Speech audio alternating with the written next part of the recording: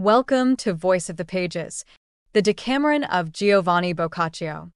Day the 4th. Here beginneth the 4th day of the Decameron, wherein, under the governance of Philostrato, is discoursed of those whose loves have had unhappy endings. Dearest ladies, as well by words of wise men heard as by things many a time both seen and read of myself, I had conceived that the boisterous and burning blast of envy was apt to smite none but lofty towers or the highest summits of the trees. But I find myself mistaken in my conceit, for that, fleeing as I have still studied to flee from the cruel onslaught of that raging wind, I have striven to go not only in the plains, but in the very deepest of the valleys, as many manifestly enough appear to whoso considereth these present stories, the which have been written by me, not only in vulgar Florentine and in prose and without author's name, but eke in as humble and sober a style as might be.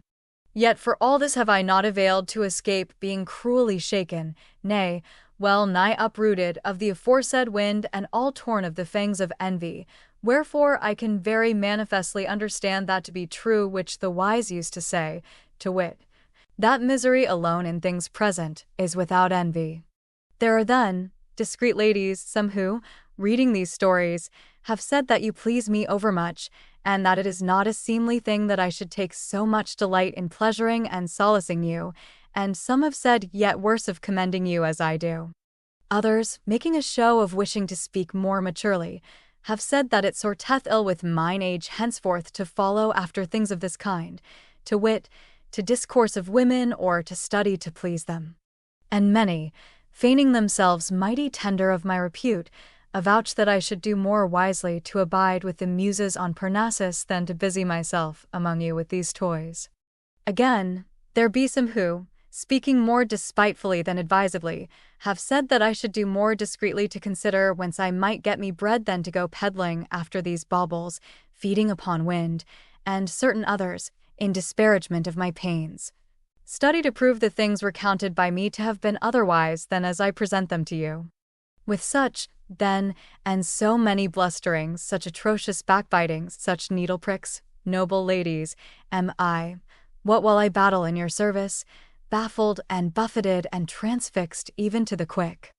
The which things, God knoweth, I hear and apprehend with an untroubled mind, and albeit my defence in this pertaineth altogether unto you, natheless, I purpose not to spare mine own pains, nay, without answering so much at large as it might behove. I mean to rid mine ears of them with some slight rejoinder, and that without delay, for that if even now, I being not yet come to the third part of my travail, they are many and presume amain, I opine that, ere I come to the end thereof, they may, having had no rebuff at the first, on such wise be multiplied that with whatsoever little pains of theirs they might overthrow me, nor might your powers, great though they be, avail to withstand this. But, ere I come to make answer to any of them, it pleaseth me, in mine own defence, to relate, not an entire story, lest it should seem I would fain mingle mine own stories with those of so commendable a company as that which I have presented to you, but a part of one, that so its very default of completeness may attest that it is none of those, and accordingly, speaking to my assailants, I say that in our city, a good while agone, there was a townsman, by name Filippo Balducci, a man of mean enough extraction, but rich and well addressed and versed in such matters as his condition comported. He had a wife, whom he loved with an exceeding love, as she him, and they lived a peaceful life together, studying nothing so much as wholly to please one another. In course of time it came to pass, as it cometh to pass of all, that the good lady departed this life, and left Filippo not of herself, but one only son, begotten of him, and maybe 2 years old. Filippo for the death of his lady abode as disconsolate as ever man might, having lost a beloved one, and seeing himself left alone and forlorn of that company which most he loved, he resolved to be no more of the world, but to give himself altogether to the service of God, and do the like with his little son. Wherefore, bestowing all his good for the love of God, he repaired without delay to the top of Mount Asinaggio, where he took up his abode with his son in a little hut, and there living with him upon alms, in the practice of fasts and prayers, straitly guarded himself from discoursing whereas the boy was of any temporal thing, neither suffered him see aught thereof, lest this should divert him from the service aforesaid, but still bespoke him of the glories of life eternal, and of God and the saints, teaching him naught but pious orisons, and in this way of life he kept him many years, never suffering him go forth of the hermitage, nor showing him aught other than himself. Now the good man was used to come whiles into Florence, where being succoured, according to his occasions, of the friends of God, he returned to his hut, and it chanced one day that, his son being now 18 years old, and Filippo an old man, the lad asked him whither he went. Filippo told him, and the boy said, "Father mine, you are now an old man and can ill endure fatigue. Why do you not whiles carry me to Florence and bring me to know the friends and devotees of God and yourself, to the end that I, who am young and better able to toil than you, may after, when as it pleaseth you, go to Florence for our occasions, whilst you abide here?" The worthy man, considering that his son was now grown to man's estate and thinking him so inured to the service of God that the things of this world might thenceforth uneath allure him to themselves, said in himself, "The lad saith well," and accordingly, having occasion to go thither, he carried him with him. There the youth, seeing the palaces, the houses, the churches, and all the other things whereof one seeth all the city full, began, as one who had never to his recollection beheld the like, to marvel amain, and questioned his father of many things what they were and how they were called. Filippo told him, and he, hearing him, abode content, and questioned of somewhat else. As they went thus, the son asking and the father answering, they encountered by chance a company of pretty and well-dressed young women, coming from a wedding, whom as soon as the young man saw, he asked his father what manner of things these were. "My son," answered Filippo, "cast your eyes on the ground, and look not at them, for that they are an ill thing." Quoth the son, "And how are they called?" The father, not to awaken in the lad's mind a carnal appetite less than useful, would not name them by the proper name, to wit, women, but said, "They are called green geese." Whereupon, marvellous to relate, he who have never seen a woman, and who recked not of palaces, nor oxen, nor horses, nor asses, nor moneys, nor of aught else he had seen, said suddenly, "Father mine, I prithee get me one of these green geese." "Alack, my son," replied the father, "hold they peace, I tell thee they are an ill thing." "How?" asked the youth. "Are ill things then made after this fashion?" And Filippo answered, "Aye." Then said the son, "I know not what you would say nor why these are an ill thing. For my part, meseemeth I never yet saw aught goodly or pleasing as are these. They are fairer than the painted angels you have shown me whiles. For God's sake, and you reck of me, contrive that we may carry one of yonder green geese back with us up yonder, and I will give it to eat." "Nay," answered the father, "I will not. Thou knowest not whereon they feed." And he understood incontinent that nature was stronger than his wit, and repented him of having brought the youth to Florence. But I will have it suffice me to have told this much of the present story, and return to those for whose behoof I have related it. Some, then, of my censurers say that I do ill, young ladies, in studying overmuch to please you, and that you please me overmuch. Which things I do most openly confess, to wit, that you please me and that I study to please you, and I ask them if they marvel thereat, considering, let be the having known the dulcet kisses and amorous embracements and delightsome couplings that are of you, most sweet ladies, often gotten, only my having seen and still seeing your dainty manners and lovesome beauty and sprightly grace, and above all your womanly courtesy, when as he who had been reared and bred on a wild and solitary mountain, and within the bounds of a little cell, without other company than his father, no sooner set eyes on you than you alone were desired of him, you alone sought,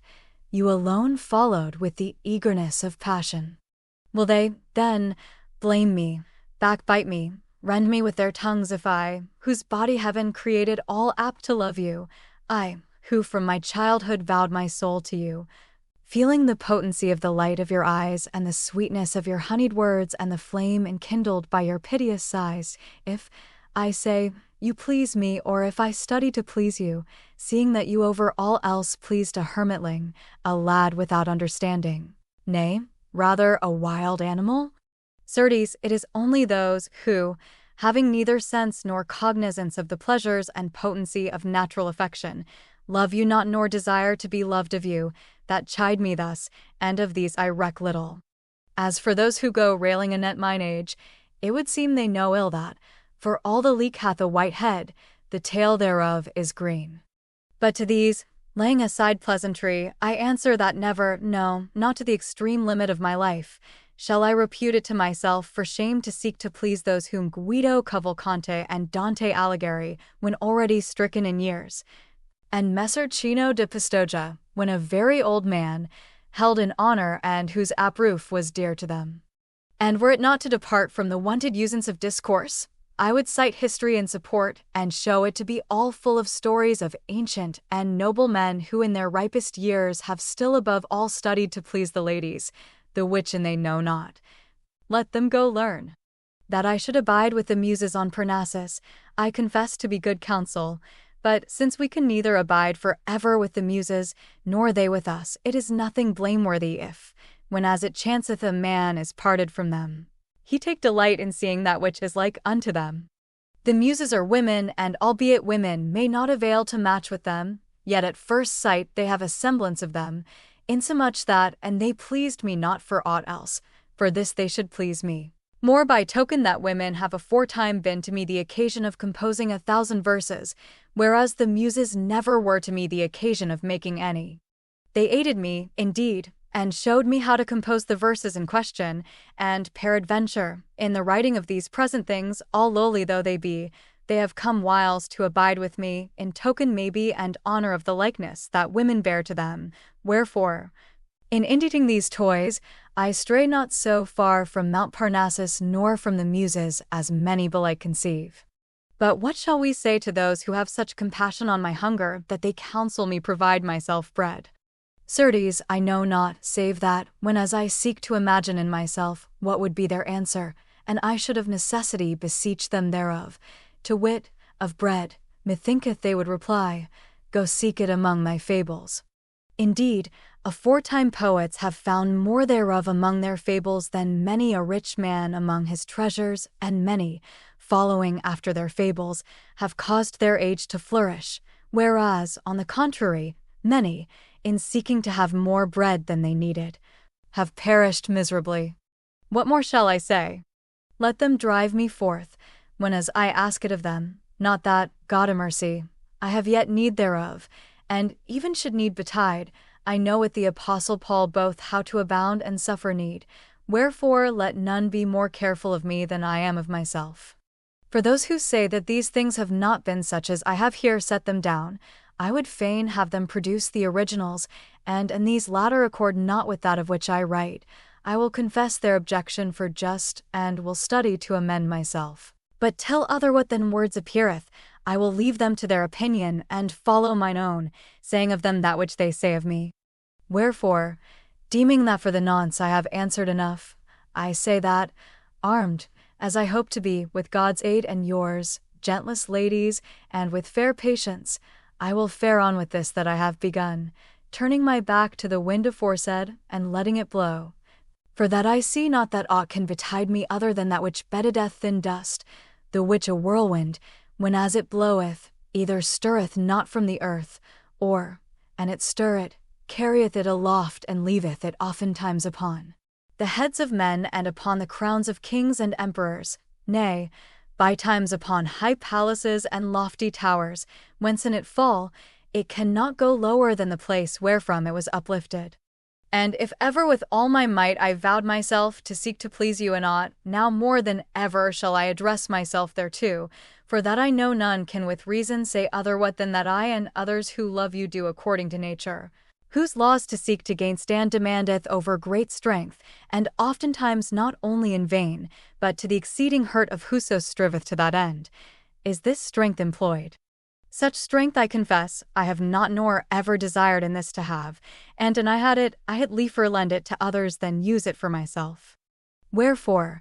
Let the Carpas be silent, and they avail not to warm themselves. Let them live star-stricken and abiding in their delights, or rather their corrupt appetites. Leave me to abide in mine for this brief life that is appointed me. But now, fair ladies, for that we have strayed enough, needs must we return whence we set out and ensue the ordinance commenced. The sun had already banished every star from the sky, and had driven from the earth the humid vapors of the night, when Philostrato, arising, caused all his company arise, and with them betook himself to the fair garden, where they all proceeded to disport themselves, and the eating hour come, they dined whereas they had supped on the foregoing evening. Then, after having slept, what time the sun was at its highest, they seated themselves, after the wonted fashion, hard by the fair fountain, and Philostrato bade Fiammetta give beginning to the story-telling, whereupon, without awaiting further commandment, she began with womanly grace as follows. The first story. Tancred, Prince of Salerno, slayeth his daughter's lover and sendeth her his heart in a bowl of gold, whereupon, pouring poisoned water over it, she drinketh thereof, and dieth. Our king hath this day appointed us a woeful subject of discourse, considering that, whereas we came hither to make merry, needs must we tell of others' tears, the which may not be recounted without moving both those who tell and those who hearken to compassion thereof. He hath mayhap done this some deal to temper the mirth of the foregoing days, but whatsoever may have moved him thereto, since it pertaineth not to me to change his pleasure, I will relate a piteous chance, nay, an ill-fortuned and a worthy of your tears. Tancred, Lord of Salerno, was a humane prince and benign enough of nature, had he not in his old age she was of him as tenderly loved as ever daughter of father, and knowing not, by reason of this his tender love for her, how to part with her, he married her not till she had long overpassed the age when she should have had a husband. At last, he gave her to wife to a son of the Duke of Capua, with whom having abid den a little while, she was left a widow and returned to her father. Now she was most fair of form and favor as ever was woman, and young and sprightly, and learned perchance more than is required of a lady. Abiding, then, with her father in all ease and luxury, like a great lady as she was, and seeing that, for the love he bore her, he recked little of marrying her again, nor did it seem to her a seemly thing to require him thereof, she bethought herself to seek, and it might be, to get her privily a worthy lover. She saw men galore, gentle and simple, frequent her father's court, and considering the manners and fashions of many, a young serving man of her father's, Guiscardo by name, a man of humble enough extraction, but nobler of worth and manners than whatsoever other, pleased her over all, and of him, seeing him often, she became in secret ardently enamored, approving more and more his fashions every hour, whilst the young man, who was no dullard, perceiving her liking for him, received her into his heart on such wise that his mind was thereby diverted from well nigh everything other than the love of her. Each, then, thus secretly tendering the other, the young lady, who desired nothing so much as to forgather with him, but had no mind to make anyone a confidant of her passion, bethought herself of a rare device to apprise him of the means, to wit, she wrote him a letter, wherein she showed him how he should do to forgather with her on the ensuing day, and placing it in the hollow of a cane, gave the letter jestingly to Guiscardo, saying, "Make thee a bellows thereof for thy serving maid,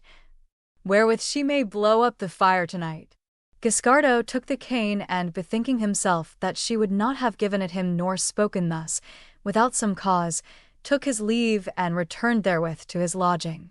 There he examined the cane, and seeing it to be cleft, opened it and found therein the letter, which having read and well apprehended that which he had to do, he was the joyfullest man alive, and set about taking order how he might go to her,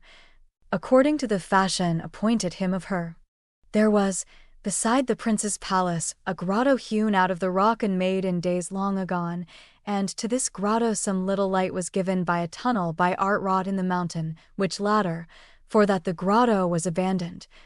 was well nigh blocked at its mouth with briars and weeds that had overgrown it. Into this grotto one might go by a privy stair which was in one of the ground floor rooms of the lady's apartment in the palace, and which was shut in by a very strong door.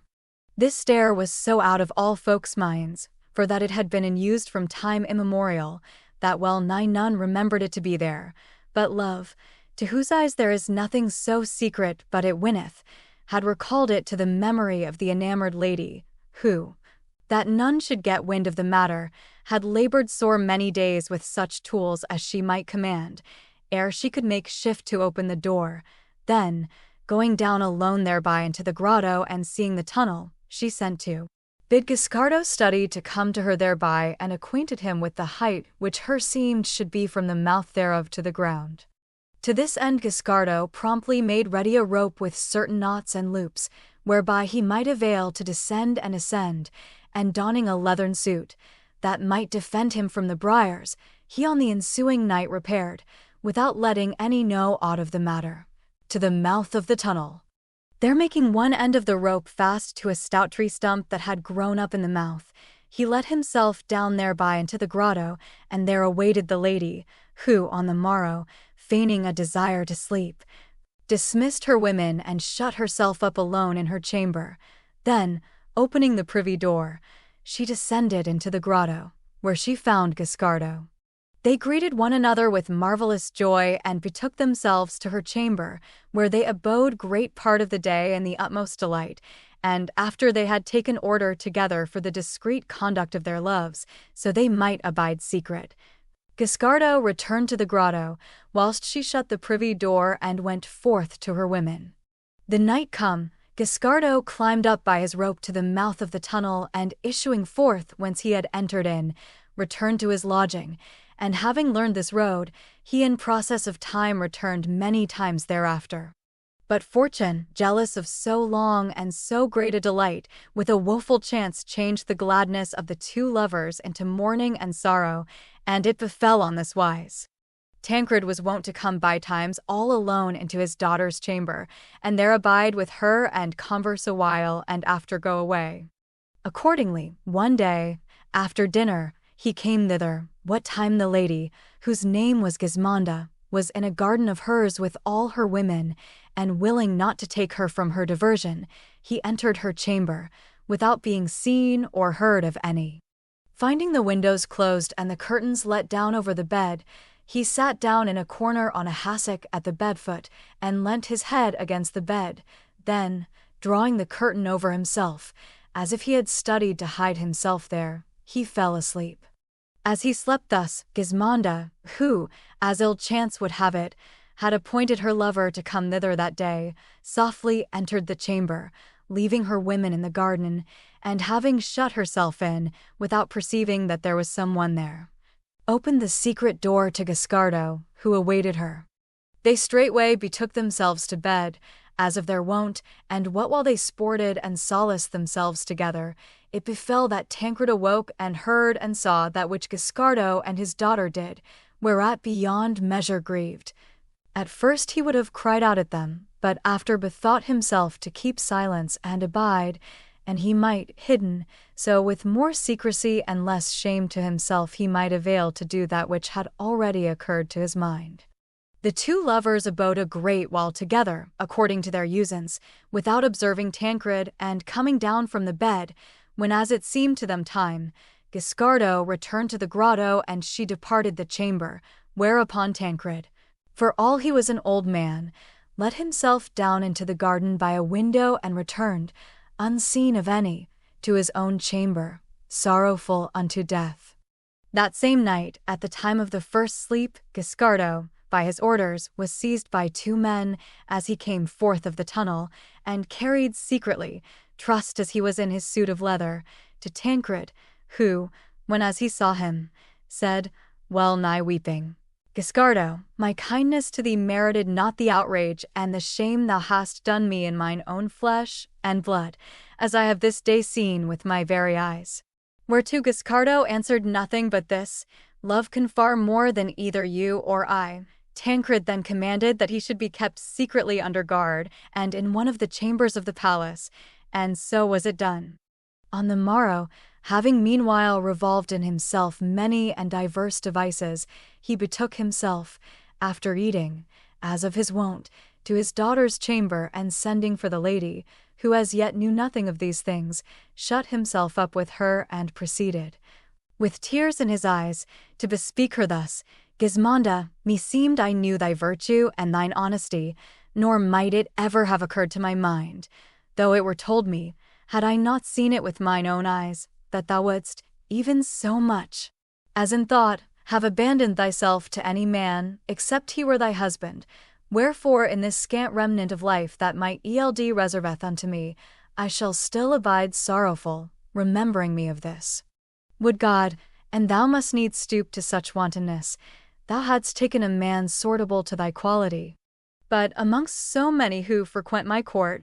thou hast chosen Giscardo, a youth of the meanest condition, reared in our court, well nigh of charity, from a little child up to this day. Wherefore thou hast put me in sore travail of mind, for that I know not what course to take with thee.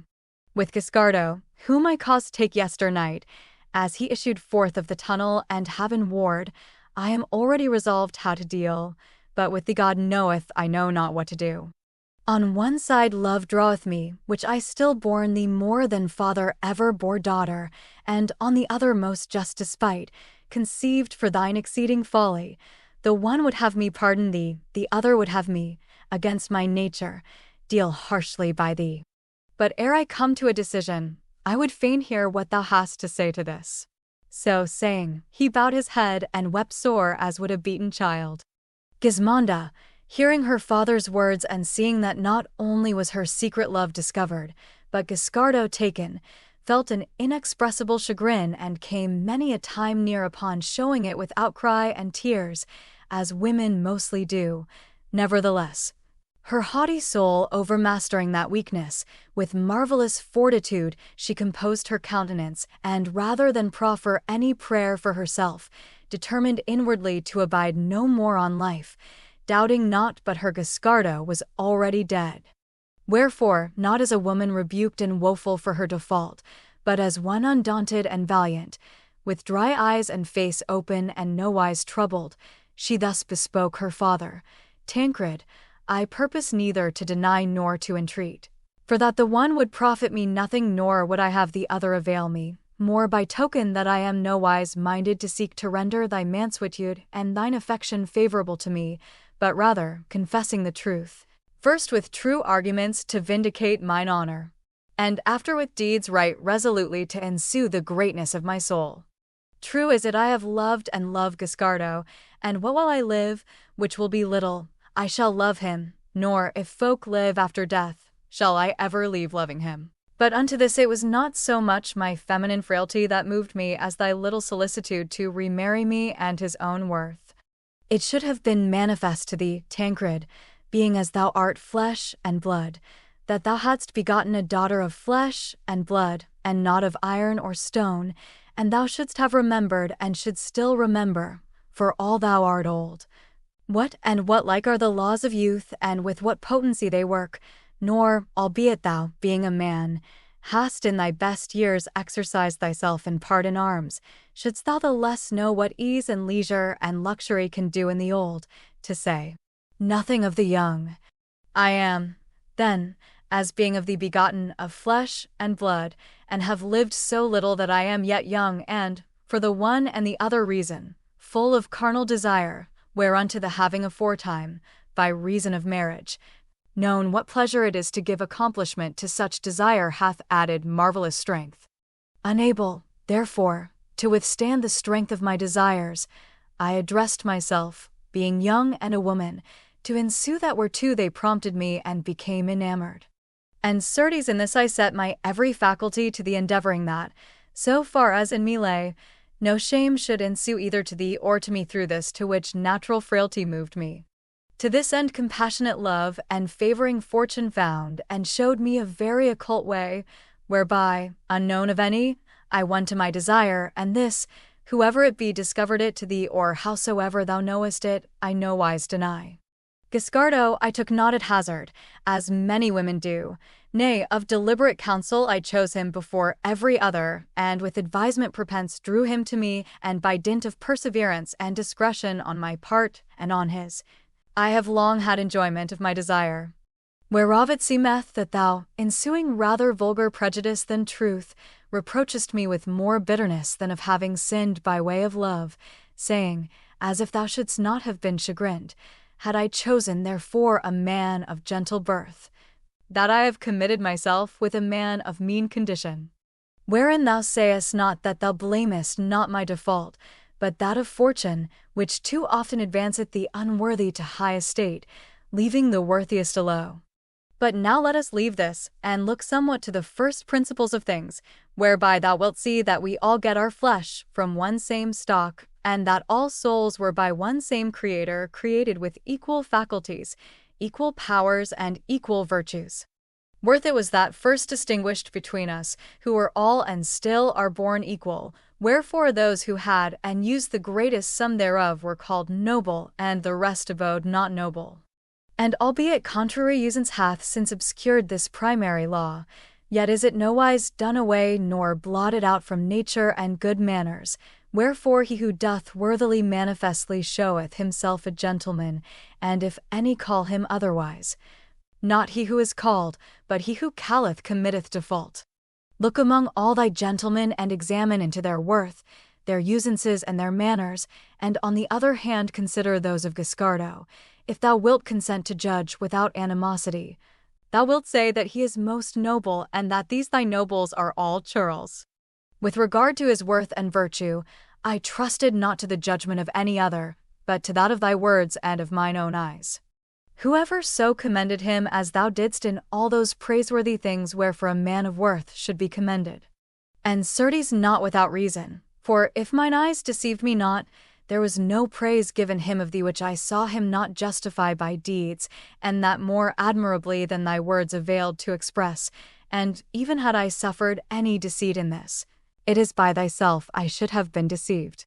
And then, thou say that I have committed myself with a man of mean condition, thou sayst not sooth, but shouldst thou say with a poor man, it might peradventure be conceded thee, to thy shame who hast so ill known to put a servant of thine and a man of worth in good case. Yet poverty beareth not any of gentilesse. Nay, rather, wealth it is that doth this. Many kings, many great princes were once poor, and many who delve, and 10 sheep were once very rich. The last doubt that thou broachest, to wit, what thou shouldst do with me, drive it away altogether. And thou in thine extreme old age be disposed to do that which thou usedst not, being young, namely, to deal cruelly, wreak thy cruelty upon me, who am minded to proffer no prayer unto thee, as being the prime cause of the sin, if sin it be. For of this I certify thee, that whatsoever thou hast done or shalt do with Guiscardo, and thou do not the like with me, mine own hands shall do it. Now begone, go shed tears with women, and waxing cruel, slay him and me with one same blow, and it seem to thee we have deserved it. The prince knew the greatness of his daughter's soul, but notwithstanding believed her not altogether so firmly resolved as she said unto that which her words gave out. Wherefore, taking leave of her, and having laid aside all intent of using rigor against her person, he thought to cool her fervent love with others' suffering, and accordingly bade Guiscardo's 2 guardians strangle him without noise that same night, and, taking out his heart, bring it to him. They did even as it was commanded them, and on the morrow the prince let bring a great and goodly bowl of gold, and setting therein Guiscardo's heart, dispatched it to his daughter by the hands of a very privy servant of his, bidding him say, whenas he gave it her, Thy father sendeth thee this, to solace thee of the thing thou most lovest, even as thou hast solaced him of that which he loved most. Now Gismonda, unmoved from her stern purpose, had, after her father's departure, let bring poisonous herbs and roots, and distilled and reduced them in water, so she might have it at hand, and that she feared should come to pass. The serving man coming to her with the prince's present and message, she took the cup with a steadfast countenance and uncovered it. When as she saw the heart and apprehended the words of the message, she was thoroughly certified that this was Guiscardo's heart, and turning her eyes upon the messenger, said to him, no sepulchre less of worth than one of gold had beseemed a heart such as this, and in this my father hath done discreetly. So saying, she set the heart to her lips, and kissing it, said, still in everything and even to this extreme limit of my life have I found my father's love most tender towards me, but now more than ever. Wherefore do then render him on my part for so great a gift the last thanks I shall ever have to give him. Then, bending down over the cup, which she held fast, she said, looking upon the heart, alack, sweetest harborage of all my pleasures, accursed be his cruelty who mocketh me now to see thee with the eyes of the body. Enough was it for me at all hours to behold thee with those of the mind. Thou hast finished thy course, and hast acquitted thyself on such wise as was vouchsafed thee of fortune. Thou art come to the end whereunto each runneth. Thou hast left the toils and miseries of the world,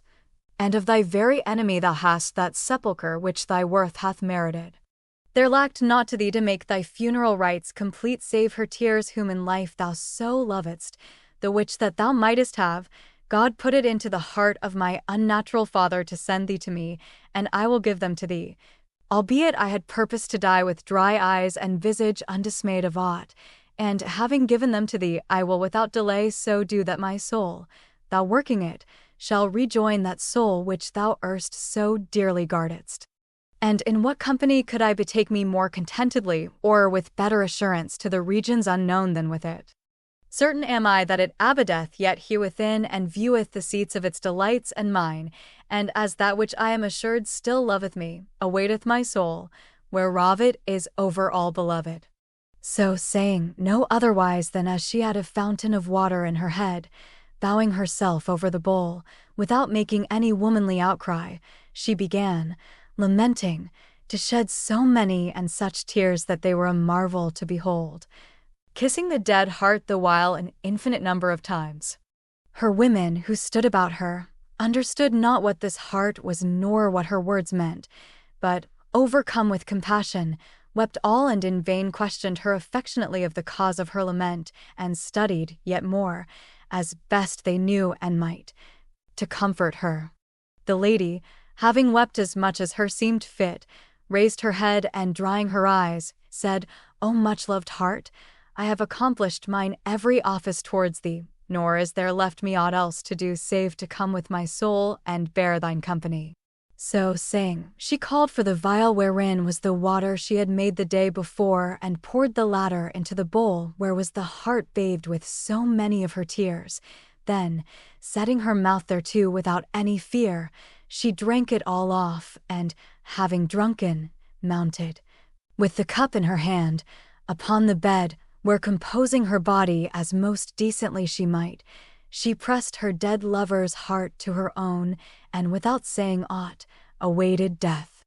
Her women, seeing and hearing all this, albeit they knew not what water this was she had drunken, had sent to tell Tancred everything, and he, fearing that which came to pass, came quickly down into his daughter's chamber, where he arrived what time she laid herself on her bed and addressed himself too late to comfort her with soft words, but, seeing the extremity wherein she was, he fell a-weeping grievously, whereupon quoth the lady to him, Tancred,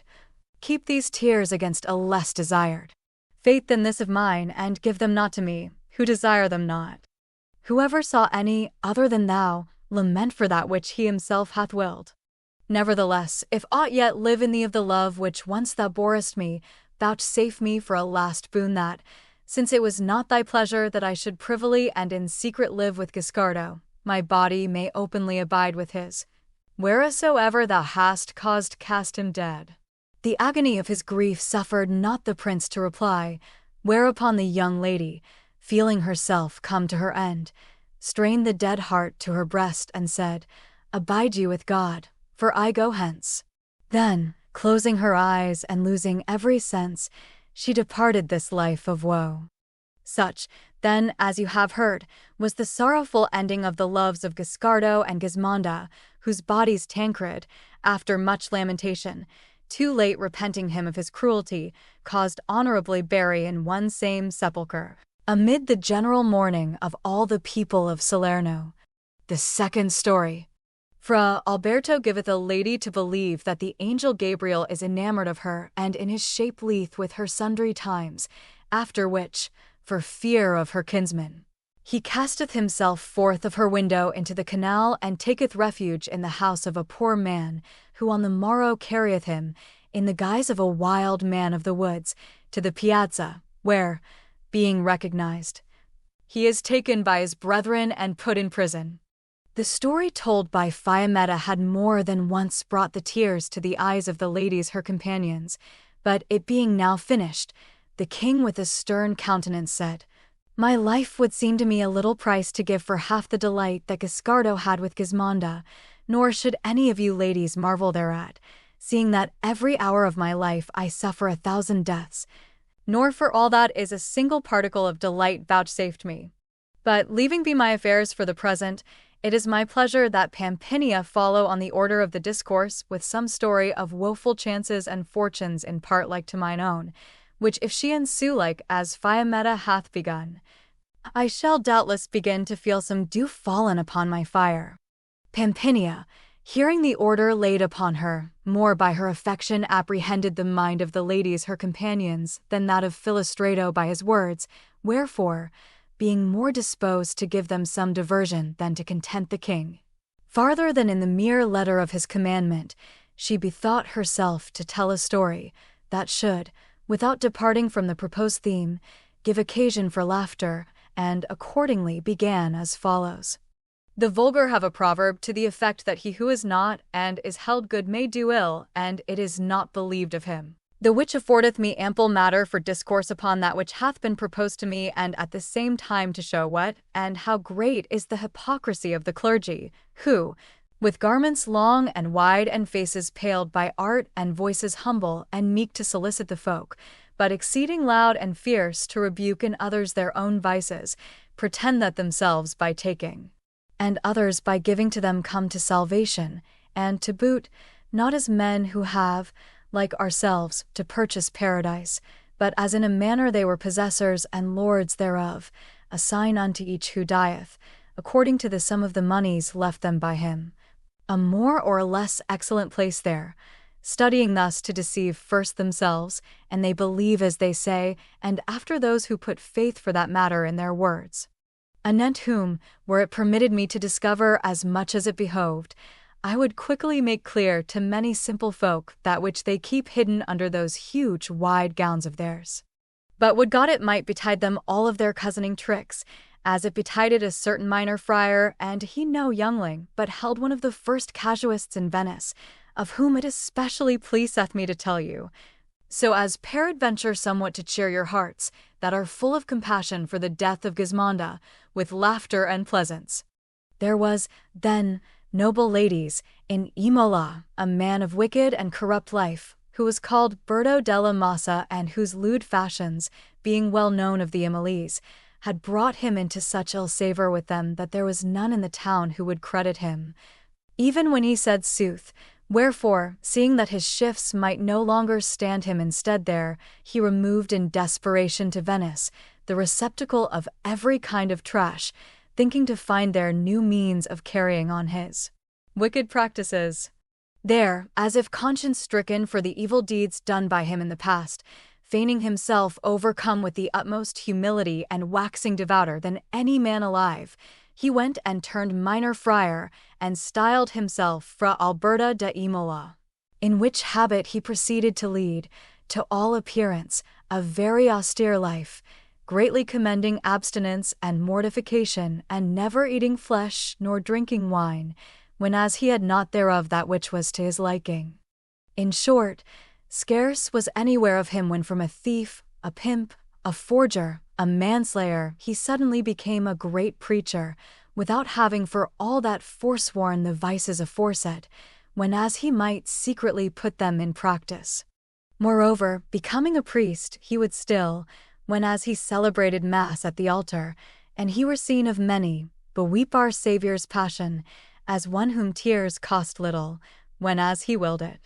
brief, What with his preachings and his tears, he contrived on such wise to inveigle the Venetians that he was trustee and depository of well nigh every will made in the town and guardian of folks' moneys, besides being confessor and counsellor of the most part of the men and women of the place, and doing thus, from wolf he was become shepherd, and the fame of his sanctity was far greater in those parts than ever was that of Saint Francis at Assisi.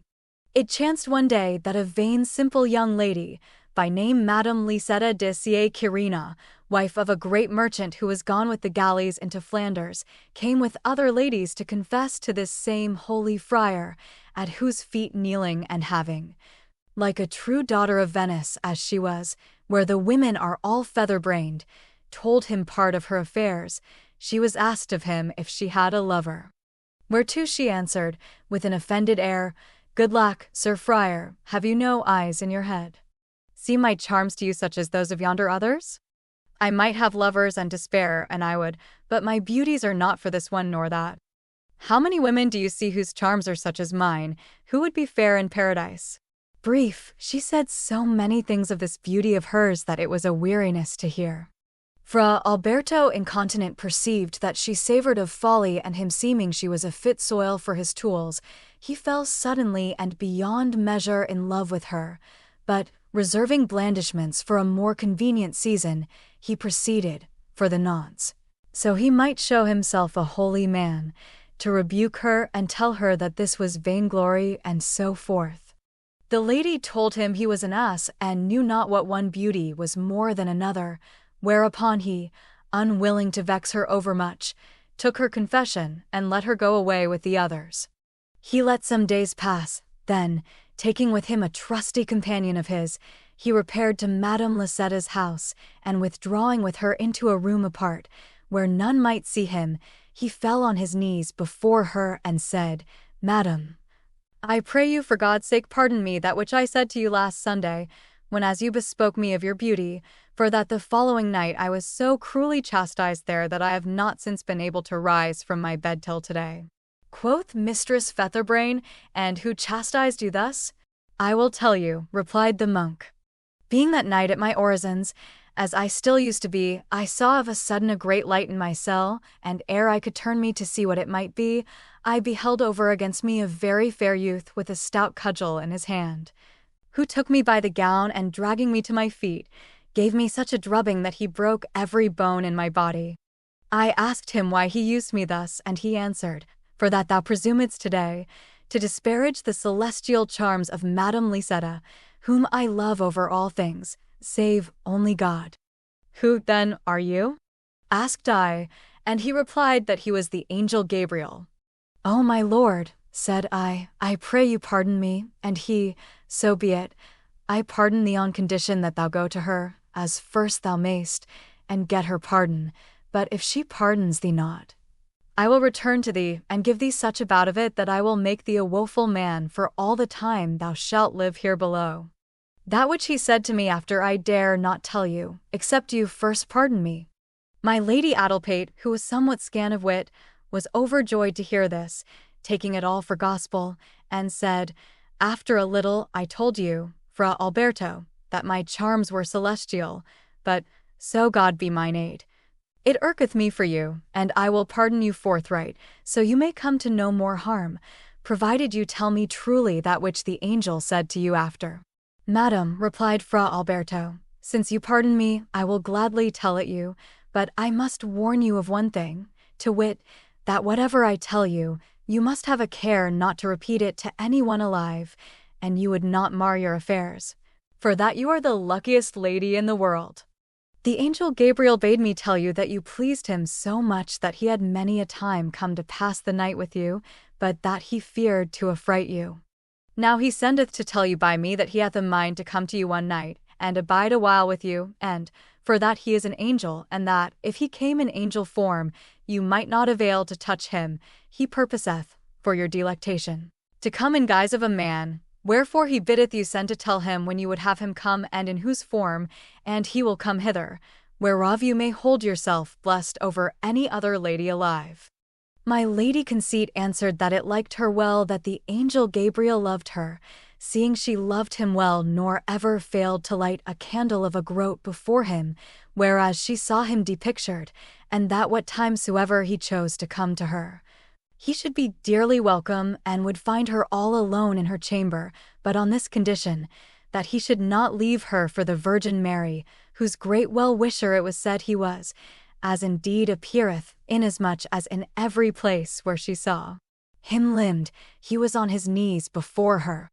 Moreover, she said it must rest with him to come in whatsoever form he pleased, so but she was not affrighted. Then said Fra Alberto, Madam, you speak sagely, and I will without fail take order with him of that which you tell me. But you may do me a great favor, which will cost you nothing. It is this, that you will him come with this my body.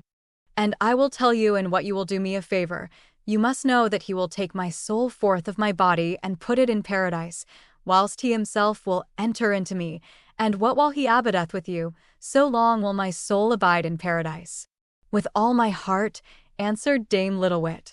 I will well that you have this consolation, in requital of the buffets he gave you on my account. Then said Fra Alberto, look that he find the door of your house open tonight, so he may come in thereat, for that, coming in human form, as he will, he might not enter save by the door. The lady replied that it should be done, whereupon the monk took his leave, and she abode in such a transport of exultation that her breech touched not her shift, and her seemed 1,000 years, till the angel Gabriel should come to her. Meanwhile, Fra Alberto, bethinking him that it behoved him play the cavalier, not the angel, that night proceeded to fortify himself with confections and other good things, so he might not lightly be unhorsed. Then, getting leave, as soon as it was night, he repaired with one of his comrades to the house of a woman, a friend of his, whence he was used whiles to take his start what time he went to course the fillies, and thence, when as it seemed to him time, having disguised himself, he betook him to the lady's house. There he tricked himself out as an angel with the trappings he had brought with him, and going up, entered the chamber of the lady, who, seeing this creature all in white, fell on her knees before him.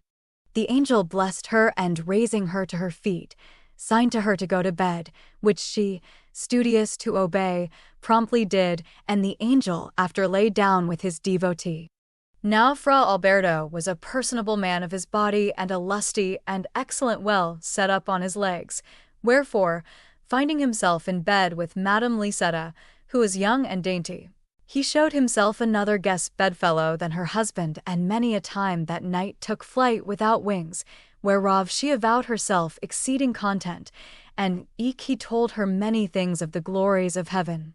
Then, the day drawing near, after taking order for his return, he made off with his trappings and returned to his comrade, whom the good woman of the house had meanwhile borne amicable company, lest he should get a fright, lying alone. As for the lady, no sooner had she dined than, taking her waiting woman with her, she betook herself to Fra Alberto and gave him news of the angel Gabriel, telling him that which she had heard from him of the glories of life eternal, and how he was made, and adding to boot, marvelous stories of her own invention.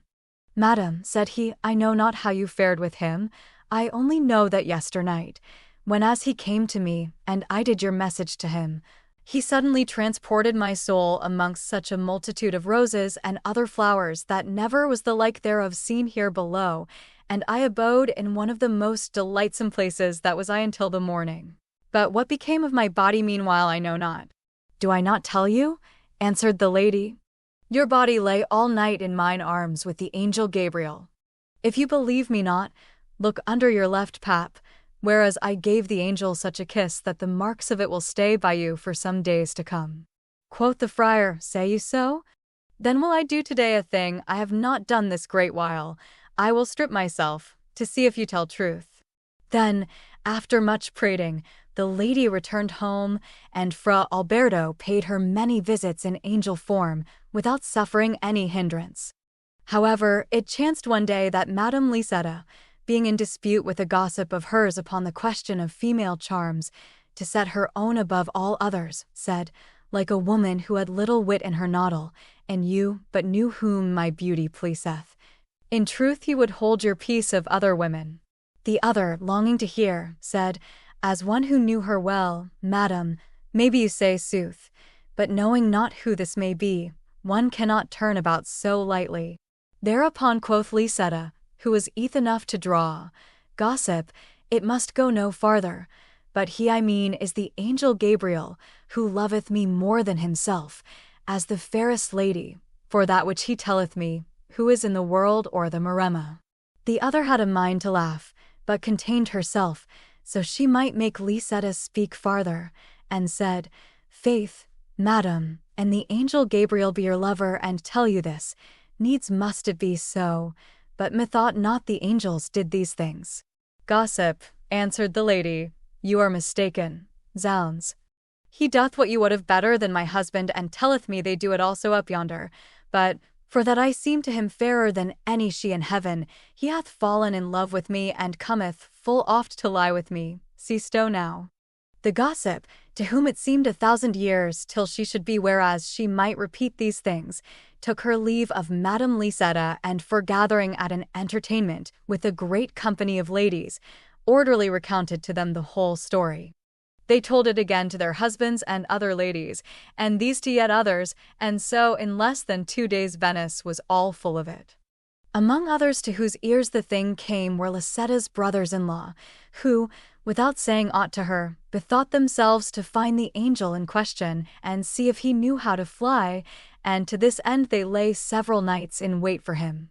As chance would have it, some inkling of the matter came to the ears of Fra Alberto, who accordingly repaired one night to the lady's house, to reprove her, but hardly had he put off his clothes ere her brothers-in-law, who had seen him come, were at the door of her chamber to open it. Fra Alberto, hearing this, and guessing what was to do, started up, and, having no other resource, opened a window, which gave upon the Grand Canal, and cast himself thence into the water.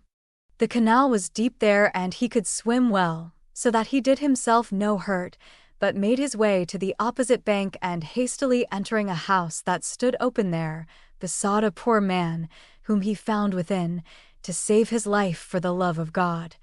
telling him a tale of his own fashion, to explain how he came there at that hour and naked. The good man was moved to pity, and it behoving him to go to his occasions, he put him in his own bed, and bade him abide there against his return. Then, locking him in, he went about his affairs. Meanwhile, the lady's brothers-in-law entered her chamber, and found that the angel Gabriel had flown, leaving his wings there, whereupon, seeing themselves baffled, they gave her all manner hard words, and ultimately made off to their own house with the angel's trappings, leaving her disconsolate. Broad day come, the good man with whom Fra Alberto had taken refuge, being on the Rialto, heard how the angel Gabriel had gone that night to lie with Madame Lisetta, and being surprised by her kinsman, had cast himself for fear into the canal. Nor was it known what was come of him, and concluded forthright that this was he whom he had at home. Accordingly, he returned thither, and recognizing the monk, found means after much parley to make him fetch him 50 ducats, and he would not have him give him up to the lady's kinsman. Having gotten the money, and Fra Alberto offering to depart thence, the good man said to him, There is no way of escape for you, and it be not one that I will tell you. We hold today a festival, wherein one bringeth a man clad bare fashion, and another one accoutred as a wild man of the woods, and what not else, some one thing and some another, and there is a hunt held in St. Mark's Place, which finished, the festival is at an end, and after each goeth whither it pleaseth him with him whom he hath brought. And you will have me lead you thither after one or other of these fashions. I can after carry you whither you please, ere it be spied out that you are here,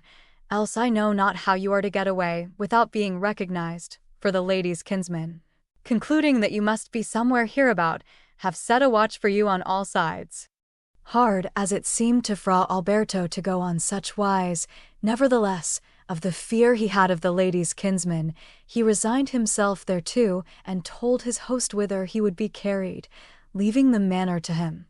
Accordingly, the other, having smeared him all over with honey and covered him with down, clapped a chain about his neck and a mask on his face. Then giving him a great staff in on hand, and in the other 2 great dogs which he had fetched from the shambles, he dispatched one to the Rialto to make public proclamation that whoso would see the angel Gabriel should repair to St. Mark's Place. And this was Venetian loyalty. This done, after a while he brought him forth, and setting him before himself, went holding him by the chain behind, to the no small clamour of the folk, who said all, "What be this? What be this?" Till he came to the place, where, what with those who had followed after them and those who, hearing the proclamation, were come thither from the Rialto, were folk without end. There he tied his wild man to a column in a raised and high place, making a show of awaiting the hunt, whilst the flies and gads gave the monk exceeding annoy, for that he was besmeared with honey.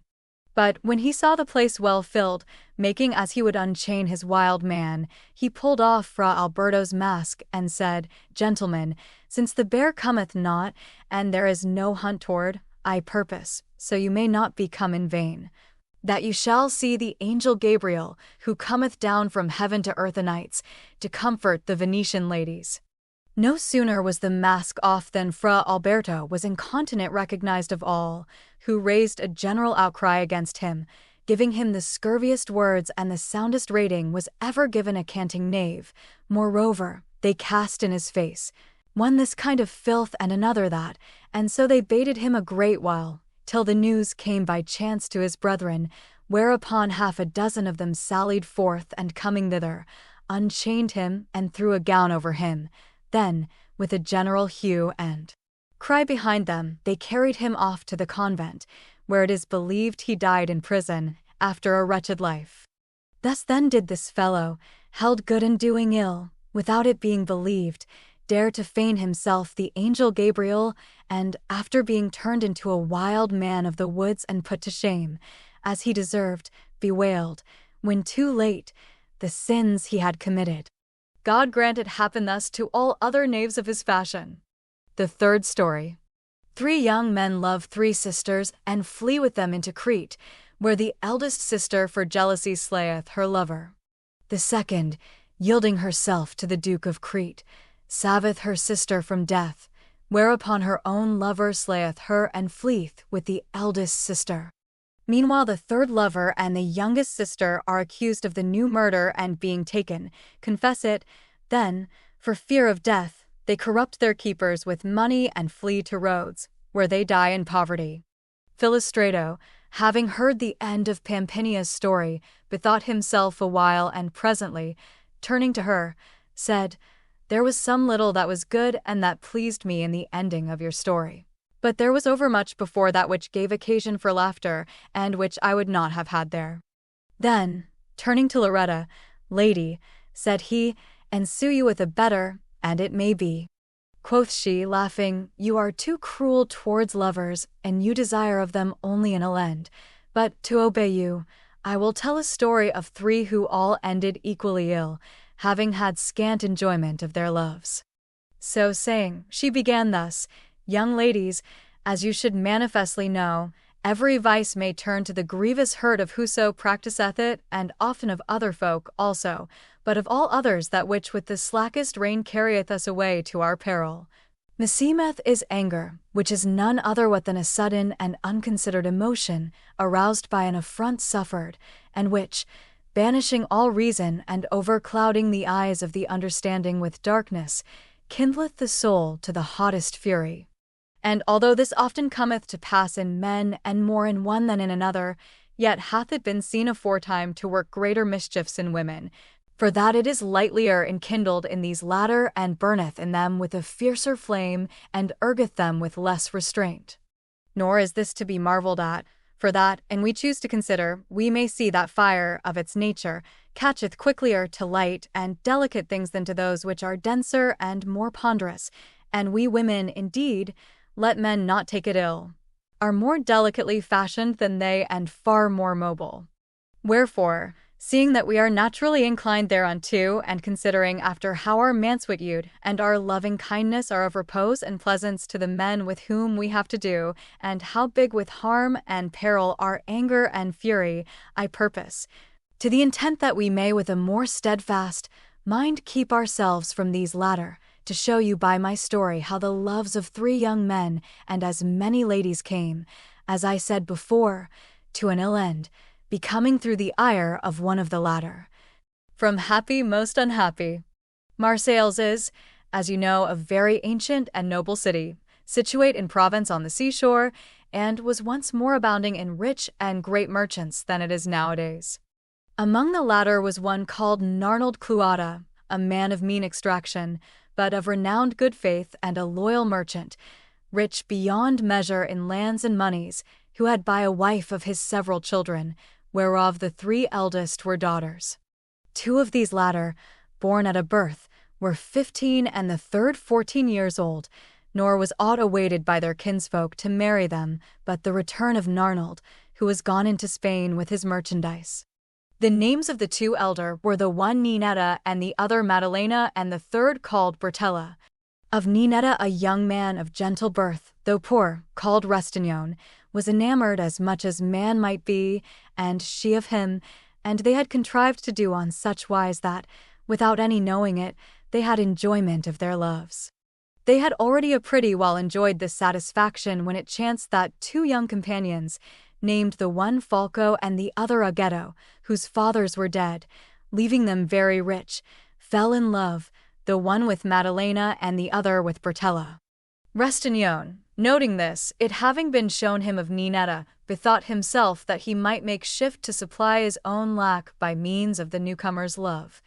Accordingly, he clapped up an acquaintance with them, so that now one, now the other of them accompanied him to visit their mistresses and his, and when him seemed he was grown privy enough with them and much their friend.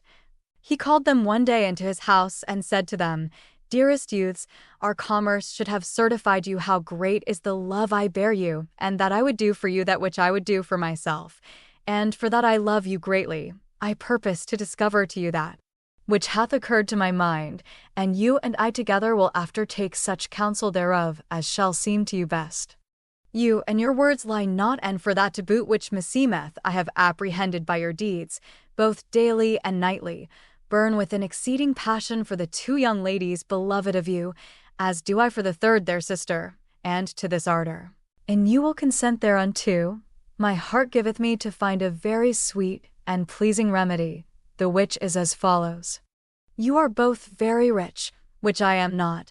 Now, if you will agree to bring your riches into a common stock, making me a third sharer with you therein, and determine in which part of the world we shall go lead a merry life with our mistresses, my heart warranteth me I can without fail so do that the 3 sisters, with a great part of their father's good, will go with us whithersoever we shall please, and there, each with his wench, like 3 brothers, we may live the happiest lives of any men in the world.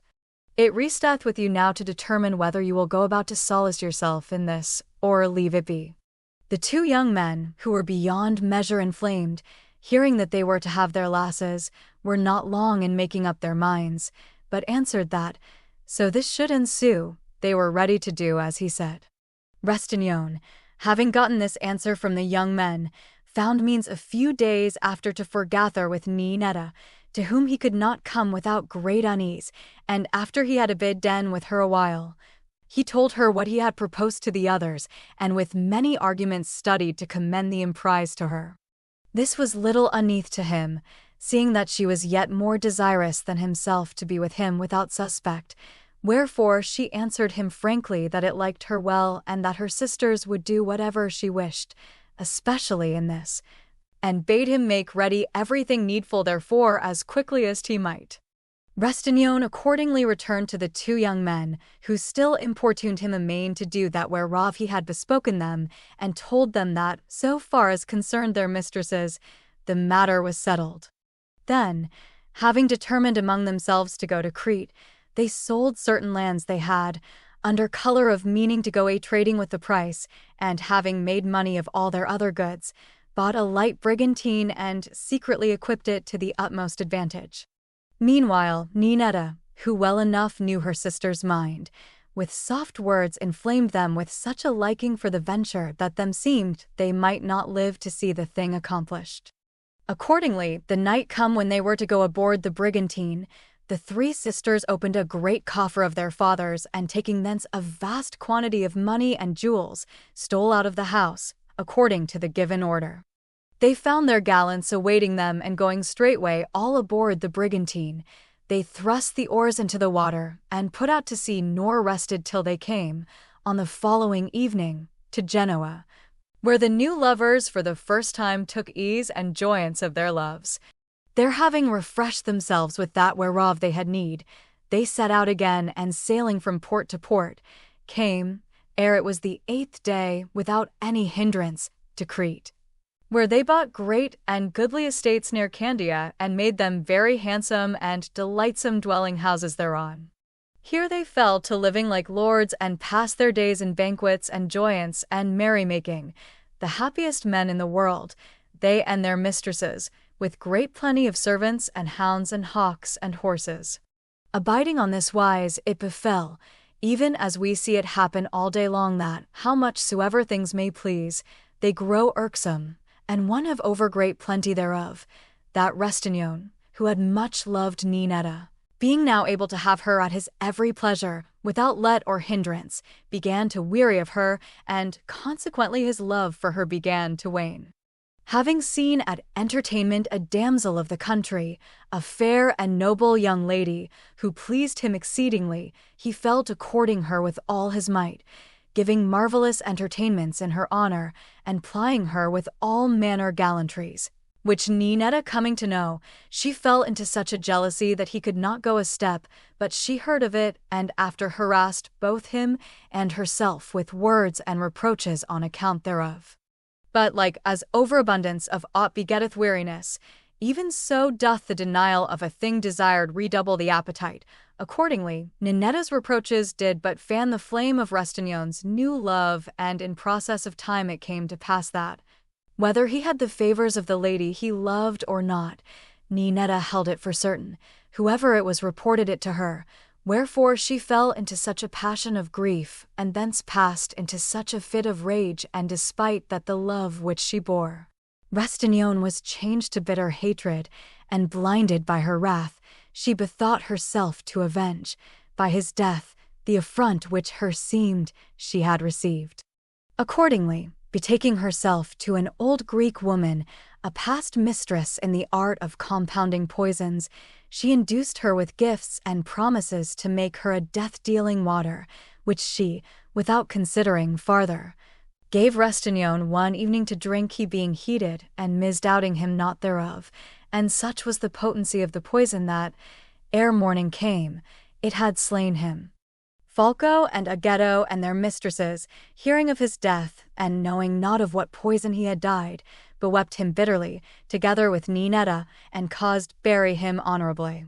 But not many days after it chanced that the old woman, who had compounded the poisoned water for Ninetta, was taken for some other misdeed, and being put to the torture, confessed to this amongst her other crimes,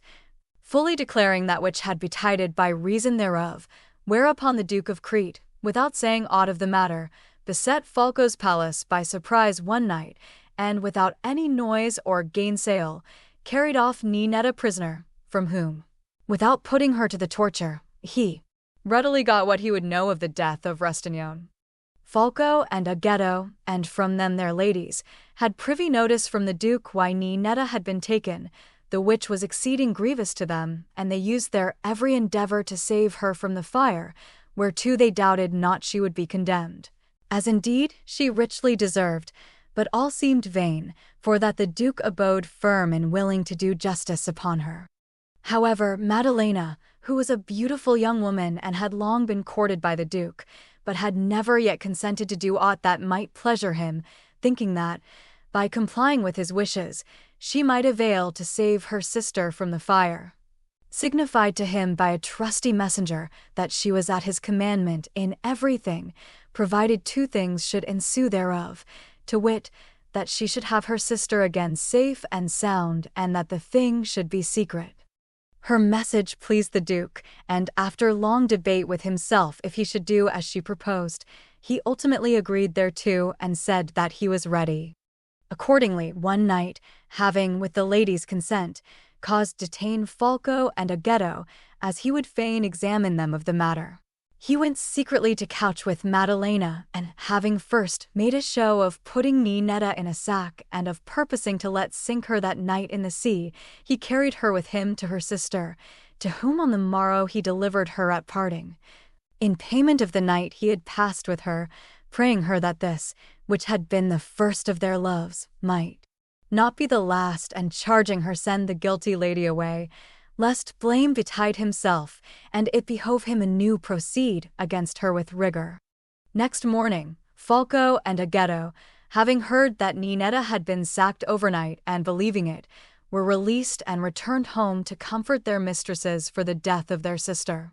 However, for all Maddalena could do to hide her, Folko soon became aware of Ninetta's presence in the palace, whereat he marvelled exceedingly and suddenly waxing suspicious, for that he had heard of the Duke's passion for Maddalena, asked the latter how her sister came to be there. Maddalena began a long story, which she had devised to account to him therefore, but was little believed of her lover, who was shrewd and constrained her to confess the truth, which, after long parley, she told him.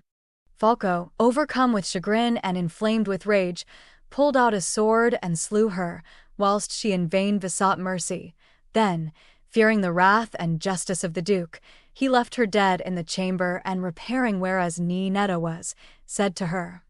with a feigned air of cheerfulness, "Quick, let us be gone whither it hath been appointed of thy sister, that I shall carry thee, so thou mayst not fall again into the hands of the Duke." Ninetta, believing this and eager, in her fearfulness, to be gone, set out with Folko, it being now night, without seeking to take leave of her sister, whereupon he and she, with such moneys, which were but few, as he could lay hands on, betook themselves to the seashore and embarked on board a vessel, nor was it ever known whither they went.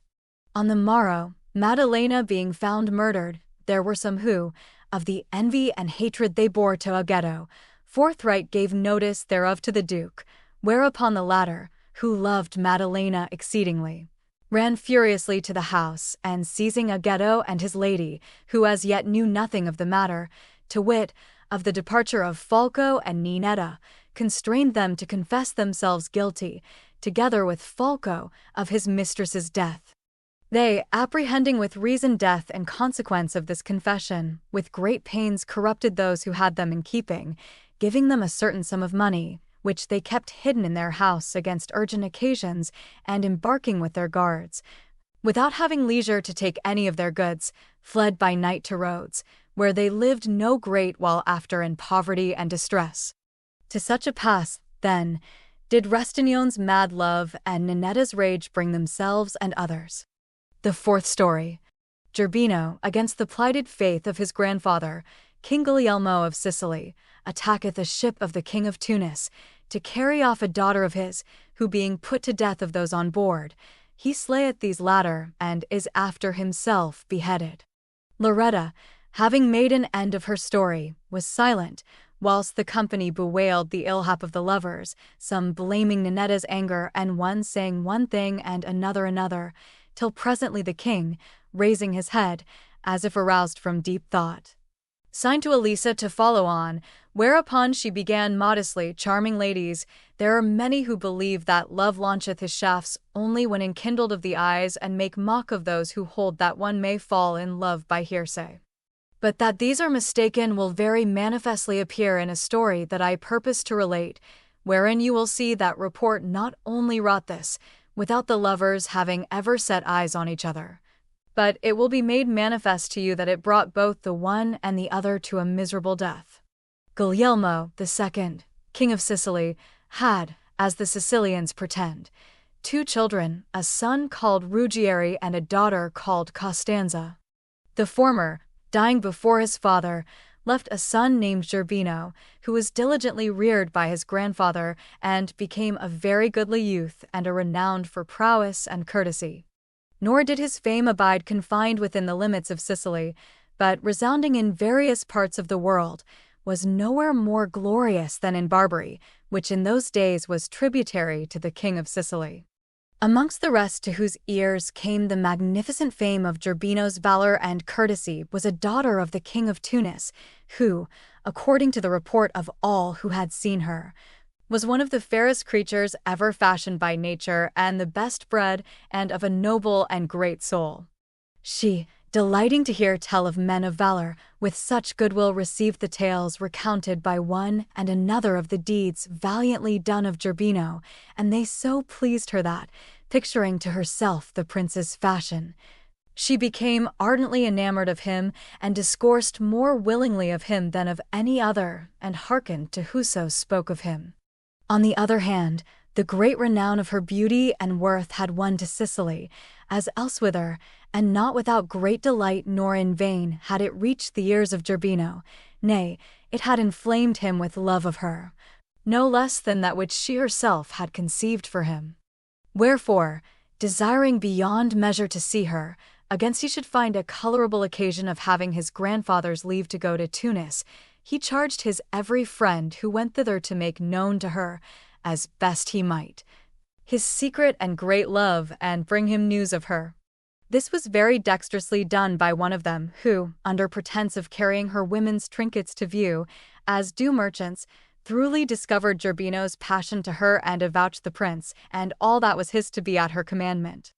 The princess received the messenger and the message with a glad flavour, and answering that she burnt with like love for the prince, sent him one of her most precious jewels in token thereof. This Gerbino received with the utmost joy wherewith one can receive whatsoever precious thing, and wrote to her once and again by the same messenger, sending her the most costly gifts and holding certain treaties with her, whereby they should have seen and touched one another, had fortune but allowed it. But things going thus, and somewhat farther than was expedient, the young lady on the one hand and Gerbino on the other burning with desire, it befell that the king of Tunis gave her in marriage to the king of Granada, whereat she was beyond measure chagrined, bethinking herself that not only should she be separated from her lover by long distance, but was like to be altogether parted from him, and had she seen a means thereto, she would gladly, so this might not betide, have fled from her father and Baedecan herself to Gerbino. Gerbino, in like manner, hearing of this marriage, was beyond measure sorrowful therefore, and often bethought himself to take her by force, if it should chance that she went to her husband by sea. The king of Tunis, getting some inkling of Gerbino's love and purpose, and fearing his valor and prowess, sent to King Guglielmo, when as the time came for dispatching her to Granada, advising him of that which he was minded to do, and that, having assurance from him that he should not be hindered therein by Gerbino or others, he purposed to do it. The king of Sicily, who was an old man and had heard nothing of Gerbino's passion, and consequently suspected not that it was for this that such an assurance was demanded, freely granted it, and in token thereof, sent the king of Tunis a glove of his. The latter, having gotten the desired assurance, caused equip a very great and goodly ship in the port of Carthage, and furnish it with what was needful for those who were to sail therein, and, having fitted and adorned it for the sending of his daughter into Granada, awaited not but weather. The young lady, who saw and knew all this, dispatched one of her servants secretly to Palermo, bidding him salute the gallant Gerbino on her part, and tell him that she was to sail in a few days for Granada. Wherefore it would now appear if he were as valiant a man as was said, and if he loved her as much as he had sundry times declared to her.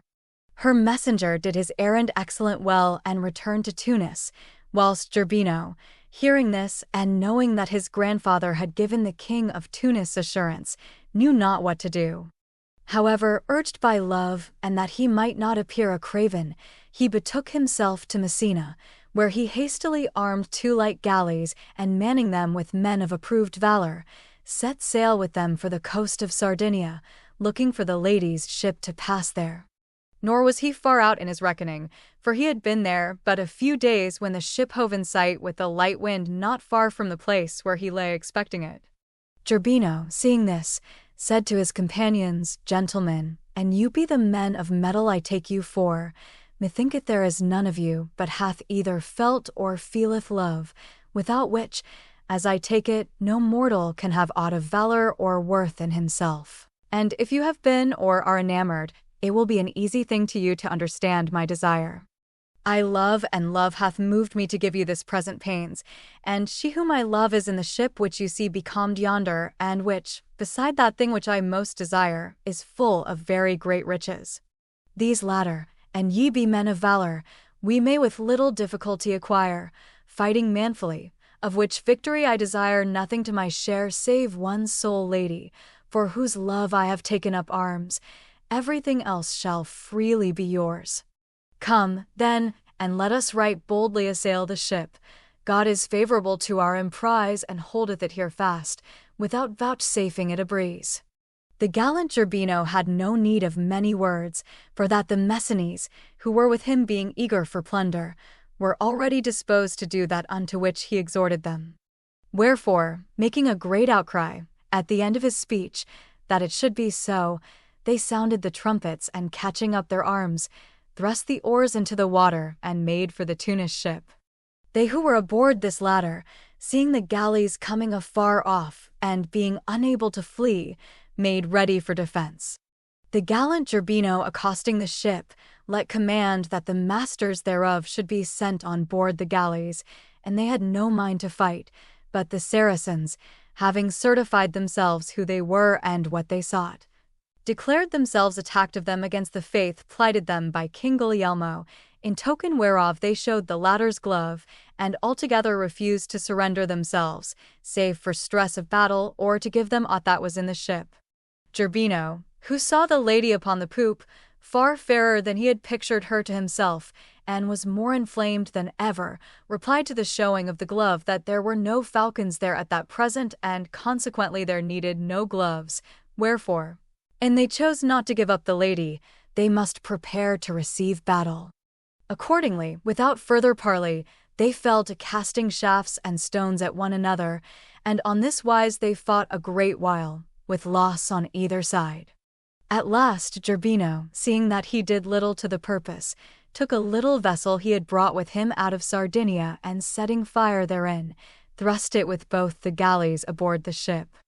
The Saracens, seeing this and knowing that they must of necessity surrender or die, fetched the king's daughter, who wept below, on deck, and brought her to the ship's prow. Then, calling Gerbino, they butchered her before his eyes, what while she called for mercy and succor, and cast her into the sea, saying, Take her, we give her to thee, such as we may and such as thine unfaith hath merited. Gerbino, seeing their barbarous deed, caused lay himself alongside the ship, and recking not of shaft or stone, boarded it, as if courting death, in spite of those who were therein. Then, even as a hungry lion, coming among a herd of oxen, slaughtereth now this, now that, and with teeth and claws satteth rather his fury than his hunger, sword in hand, hewing now at one, now at another, he cruelly slew many of the Saracens. After which, the fire now waxing in the enkindled ship, he caused the sailors fetch thereout what they might, in payment of their pains, and descended thence, having gotten but a sorry victory over his adversaries. Then, letting take up the fair lady's body from the sea, long and with many tears he bewept it, and steering for Sicily, buried it honorably in Ustica, a little island over against Trapani, after which he returned home, the wofullest man alive. The king of Tunis, hearing the heavy news, sent his ambassadors, clad all in black, to King Guglielmo, complaining of the ill observance of the faith which he had plighted him. They recounted to him how the thing had passed, whereat King Guglielmo was sore incensed, and seeing no way to deny them the justice they sought, caused take Gerbino, then himself, albeit there was none of his barons, but strove with prayers to move him from his purpose, condemned him to death, and let strike off his head in his presence, choosing rather to abide without posterity than to be held a faithless king.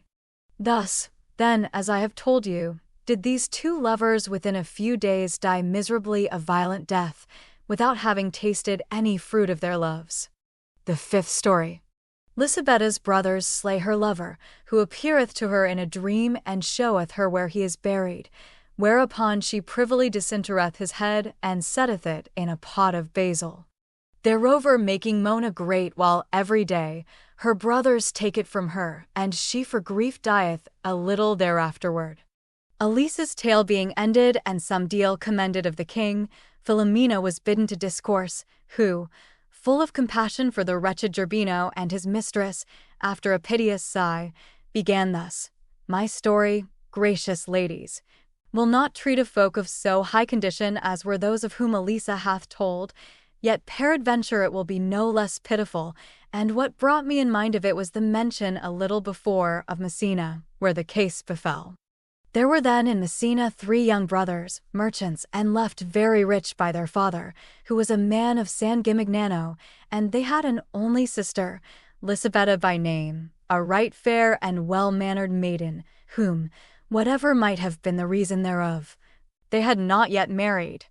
Now these brothers had in one of their warehouses a youth of Pisa, called Lorenzo, who did and ordered all their affairs, and was very comely and agreeable of person, wherefore, Lisabetta looking sundry times upon him, it befell that he began strangely to please her, of which Lorenzo taking note at one time and another, he in like manner, leaving his other loves, began to turn his thoughts to her, and so went the affair, that, each being alike pleasing to the other, it was no great while before, taking assurance, they did that which each of them most desired. Continuing on this wise and enjoying great pleasure and delight one of the other, they knew not how to do so secretly but that, one night, Lisabetta, going whereas Lorenzo lay, was, unknown to herself, seen of the eldest of her brothers, who, being a prudent youth, for all the annoyed gave him to know this thing, being yet moved by more honorable counsel, abode without sign or word till the morning, revolving in himself various things anent the matter. The day being come, he recounted to his brothers that which he had seen the past night of Lisabetta and Lorenzo, and after long advisement with them, determined, so that neither to them nor to their sister should any reproach ensue thereof, to pass the thing over in silence, and feign to have seen and known nothing thereof till such time as, without hurt or unease to themselves, they might avail to do away this shame from their sight, ere it should go farther. In this mind abiding and devising and laughing with Lorenzo as was their wont, it befell that one day, feigning to go forth the city, all 3, pleasuring, they carried him with them to a very lonely and remote place, and there, the occasion offering, they slew him, whilst he was off his guard, and buried him on such wise that none had knowledge of it. Then, returning to Messina, they gave out that they had dispatched him somewhither for their occasions, the which was the lightlier credited, that they were often used to send him abroad about their business. Lorenzo returning not, and Lisabetta often and instantly questioning her brothers of him, as one to whom the long delay was grievous, it befell one day, as she very urgently inquired of him, that one of them said to her, What meaneth this? What hast thou to do often of him? And thou question of him with Lorenzo, that thou askest thus more, we will make thee such answer as thou deservest. Wherefore the girl, sad and grieving and fearful she knew not of what, abode without more asking, yet many a time a night she piteously called him and prayed him come to her, and whiles with many tears she complained of his long tarrying, and thus, without a moment's gladness, she abode expecting him alway, till one night, having sore lamented Lorenzo for that he returned not, and being at last fallen asleep, weeping, he appeared to her in a dream, pale and all disordered, with clothes all rent and mouldered, and her seemed he bespoke her thus, Harkye, Lisabetta, thou dost not but call upon me, grieving for my long delay and cruelly impeaching me with thy tears. No, therefore, that I may never more return to thee, for that, the last day thou sawest me, thy brothers slew me. Then, having discovered to her the place where they had buried him, he charged her no more call him nor expect him, and disappeared, whereupon she awoke and giving faith to the vision, wept bitterly. In the morning, being risen and daring not say aught to her brothers, she determined to go to the place appointed and see if the thing were true, as it had appeared to her in the dream. Accordingly, having leave to go some deal without the city for her disport, she betook herself thither, as quickly as she might, in company of one who had been with them other whiles and knew all her affairs, and there, clearing away the dead leaves from the place, she dug whereas her seemed the earth was less hard. She had not dug long before she found the body of her unhappy lover, yet nothing changed nor rotted, and thence knew manifestly that her vision was true, wherefore she was the most distressful of women, yet, knowing that this was no place for lament, she would fain, and she but might, have borne away the whole body, to give it fitter burial, but seeing that this might not be, she with a knife did off the head from the body, as best she could, and wrapping it in a napkin, laid it in her maid's lap. Then, casting back the earth over the trunk, she departed thence, without being seen of any, and returned home, where, shutting herself in her chamber with her lover's head, she bewept it long and bitterly, insomuch that she bathed it all with her tears, and kissed it 1,000 times in every part. Then, taking a great and goodly pot, of those wherein they plant marjoram or sweet basil, she set the head therein, folded in a fair linen cloth, and covered it with earth, in which she planted sundry heads of right fair basil of Salerno. Nor did she ever water these with other water than that of her tears or rose or orange flower water. Moreover, she took wont to sit still near the pot, and to gaze amorously upon it with all her desire, as upon that which held her Lorenzo hid, and after she had a great while looked thereon, she would bend over it and fall to weeping so sore and so long that her tears bathed all the basil, which, by dint of long and assiduous tending, as well as by reason of the fatness of the earth, proceeding from the rotting head that was therein, waxed passing fair and very sweet of savour. The damsel, doing without cease after this wise, was sundry times seen of her neighbours, who to her brothers, marvelling at her waste beauty and that her eyes seemed to have fled forth her head for weeping, related this, saying, "We have noted that she doth every day after such a fashion." The brothers, hearing and seeing this and having once and again reproved her therefor, but without avail, let secretly carry away from her the pot, which she, missing, with the utmost instance many a time required, and for that it was not restored to her, stinted not to weep and lament till she fell sick, nor in her sickness did she ask aught other than the pot of basil. The young men marveled greatly at this continual asking, and bethought them therefore to see what was in this pot. Accordingly, turning out the earth, they found the cloth, and therein the head, not yet so rotted, but they might know it, by the curled hair, to be that of Lorenzo. At this they were mightily amazed and feared lest the thing should get wind, wherefore, burying the head, without word said, they privily departed Messina, having taken order how they should withdraw thence, and betook themselves to Naples. The damsel, ceasing never from lamenting and still demanding her pot, died, weeping, and so her ill-fortuned love had end. But after a while the thing being grown manifest unto many, there was one who made thereon the song that is yet sung, to wit, "Alack! Ah, who can the ill Christian be that stole my pot away?" etc. The 6th story.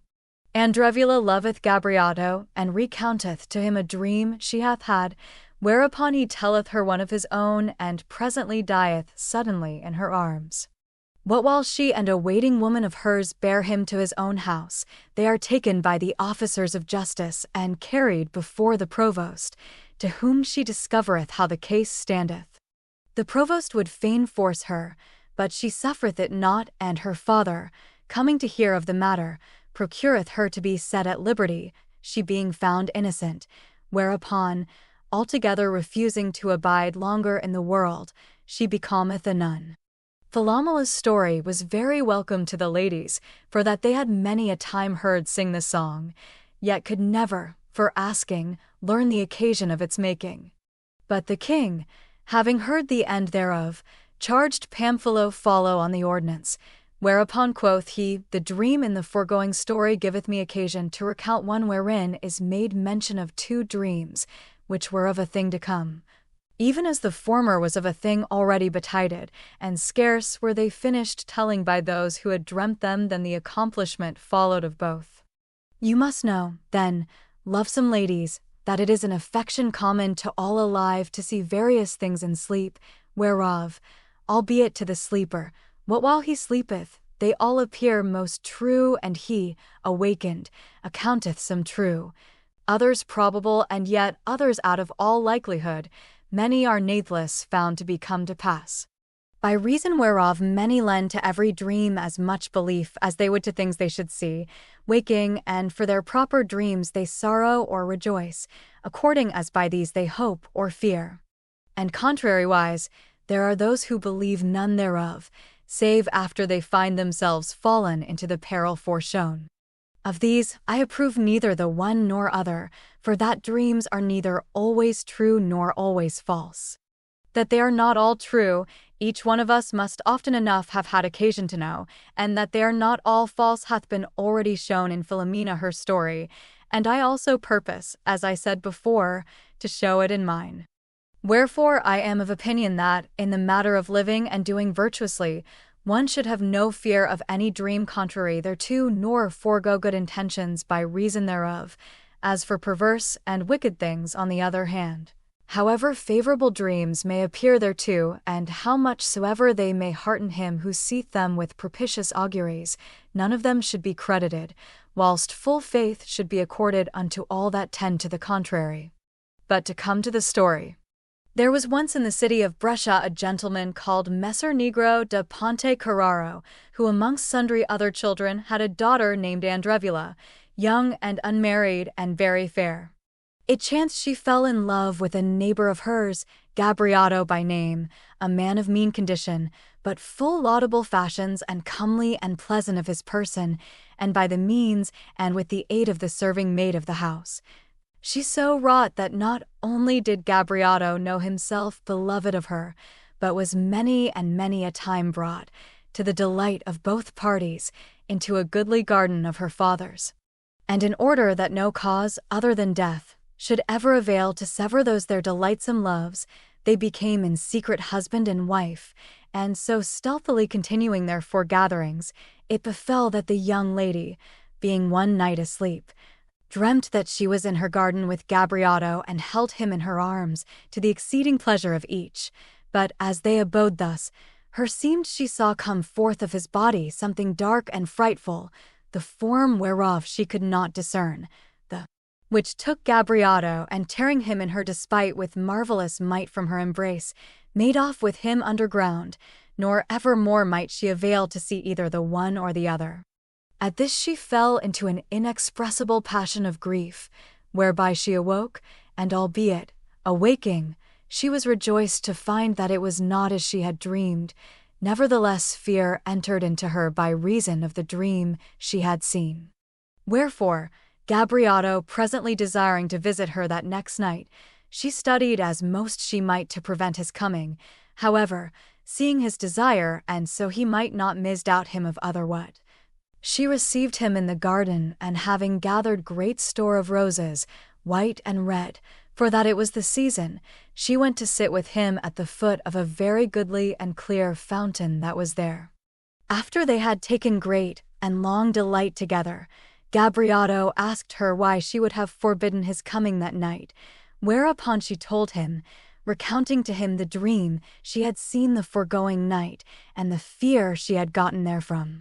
He, hearing this, laughed it to scorn, and said that it was great folly to put any faith in dreams, for that they arose of excess of food or lack thereof, and were daily seen to be all vain, adding, were I minded to follow after dreams, I had not come hither. Not so much on account of this of thine as of one I myself dreamt last night, which was that meseemed I was in a fair and delightsome wood, wherein I went hunting and had taken the fairest and loveliest hind was ever seen, for methought she was whiter than snow and was in brief space become so familiar with me that she never left me a moment.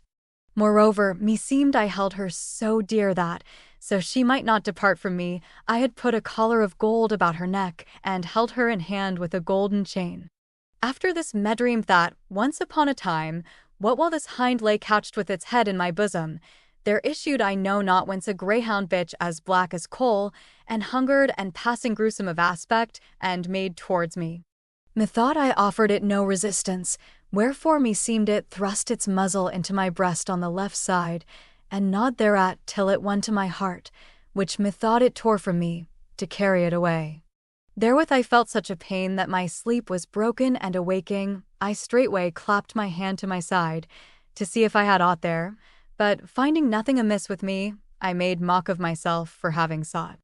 But after all, what booteth this dream?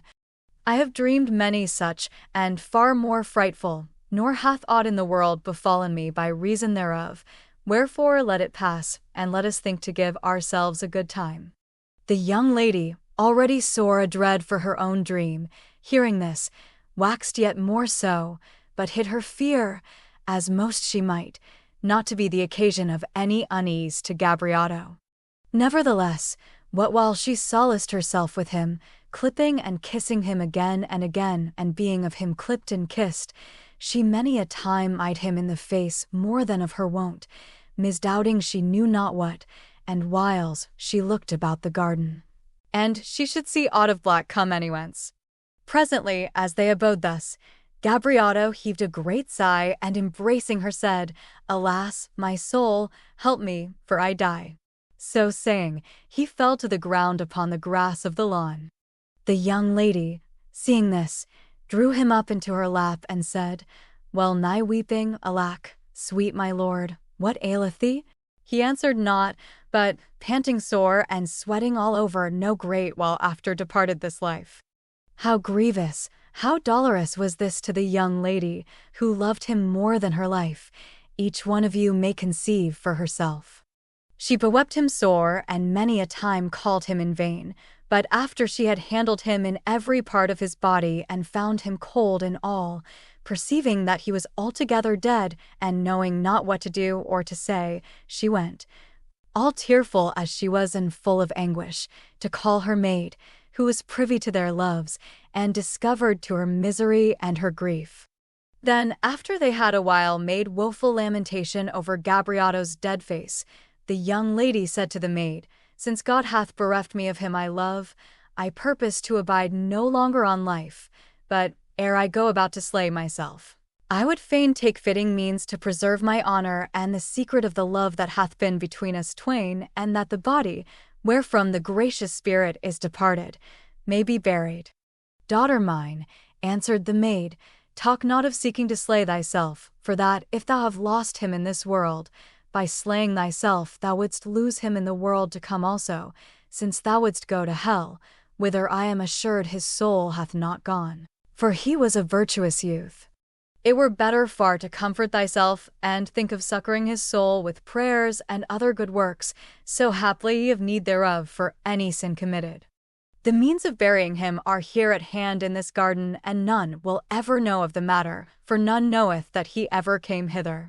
Or, and thou wilt not have it so, let us put him forth of the garden and leave him be. He will be found tomorrow morning and carried to his house, where his kinsfolk will have him buried. The young lady, albeit she was full of bitter sorrow and wept without ceasing, yet gave ear to her maid's counsels, and consenting not to the first part thereof, made answer to the second, saying, God forbid that I should suffer so dear a youth and one so beloved of me and my husband to be buried after the fashion of a dog, or left to lie in the street. He hath had my tears, and inasmuch as I may, he shall have those of his kinsfolk, and I have already bethought me of that which we have to do to that end. Therewith she despatched her maid for a piece of cloth of silk, which she had in a coffer of hers, and spreading it on the earth, laid Gabriotto's body thereon, with his head upon a pillow.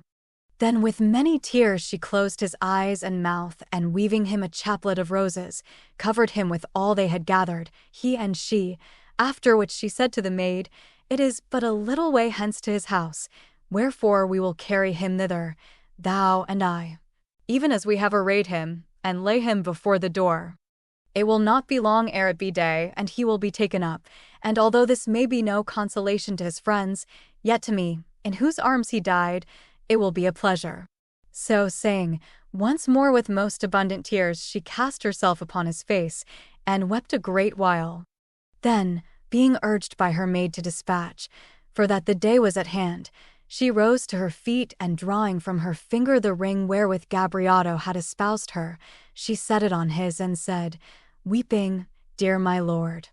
if thy soul now seeth my tears, or if any sense or cognizance abide in the body, after the departure thereof, benignly receive her last gift, whom, living, thou lovedst so well. This said, she fell down upon him in a swoon, but presently coming to herself and rising, she took up, together with her maid, the cloth whereon the body lay, and going forth the garden therewith, made for his house.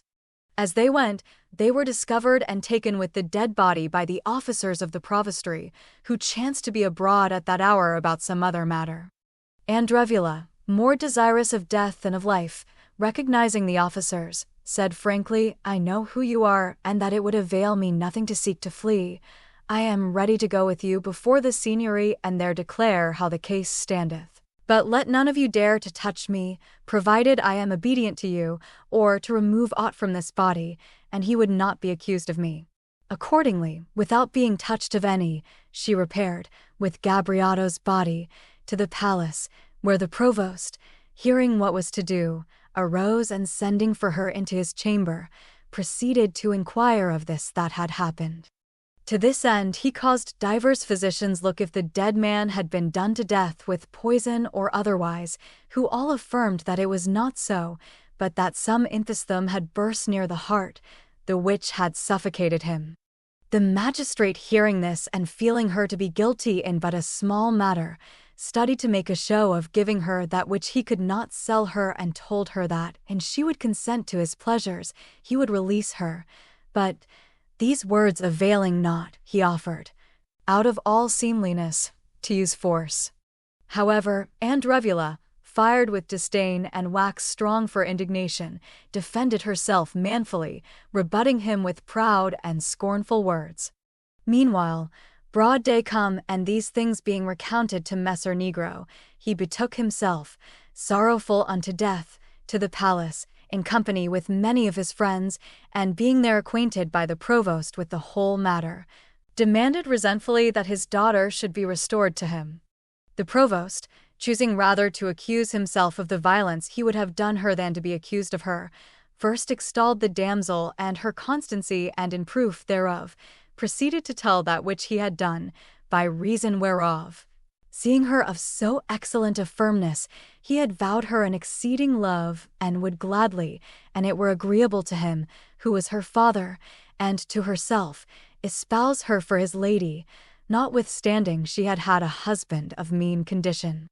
Whilst they yet talked, Andrevula presented herself, and weeping, cast herself before her father, and said, Father mine, methinketh there is no need that I recount to you the story of my boldness and my illhap, for I am assured that you have heard and know it. Wherefore, as most I may, I humbly ask pardon of you for my default, to wit, the having without your knowledge taken him who most pleased me to husband. And this boon I ask of you, not for that my life may be spared me, but to die your daughter and not your enemy. So saying, she fell weeping at his feet. Messer Negro, who was an old man and kindly and affectionate of his nature, hearing these words, began to weep, and with tears in his eyes raised his daughter tenderly to her feet, and said, Daughter mine, it had better pleased me that thou shouldst have had such a husband as, according to my thinking, behoved unto thee, and that thou shouldst have taken such an one as was pleasing unto thee had also been pleasing to me, but that thou shouldst have concealed him of thy little confidence in me, grieveth me, and so much the more as I see thee to have lost him, ere I knew it. However, since the case is so, that which had he lived, I had gladly done him, to content thee, to wit, honor, as to my son-in-law, be it done him, now he is dead. Then, turning to his sons and his kinsfolk, he commanded that great and honorable obsequies should be prepared for Gabriato. Meanwhile, the kinsmen and kinswomen of the young man, hearing the news, had flocked thither, and with them well nigh all the men and women in the city. Therewith the body, being laid out a middleward the courtyard upon Andrevula's silken cloth and strewn, with all her roses, was there not only bewept by her and his kinsfolk, but publicly mourned by well nigh all the ladies of the city and by many men. And being brought forth of the courtyard of the signory, not as that of a plebeian, but as that of a nobleman, it was with the utmost honor borne to the sepulchre upon the shoulders of the most noble citizens. Some days thereafterward, the provost ensuing that which he had demanded, Messer Negro propounded it to his daughter, who would hear not thereof, but her father being willing to comply with her in this, she and her maid made themselves nuns in a convent very famous for sanctity, and there lived honorably a great while after. The seventh story. Simona loveth Pasquino, and they being together in a garden, the latter rubbeth a leaf of sage against his teeth and dieth. She, being taken and thinking to show the judge how her lover died, rubbeth one of the same leaves against her teeth and dieth on like wise.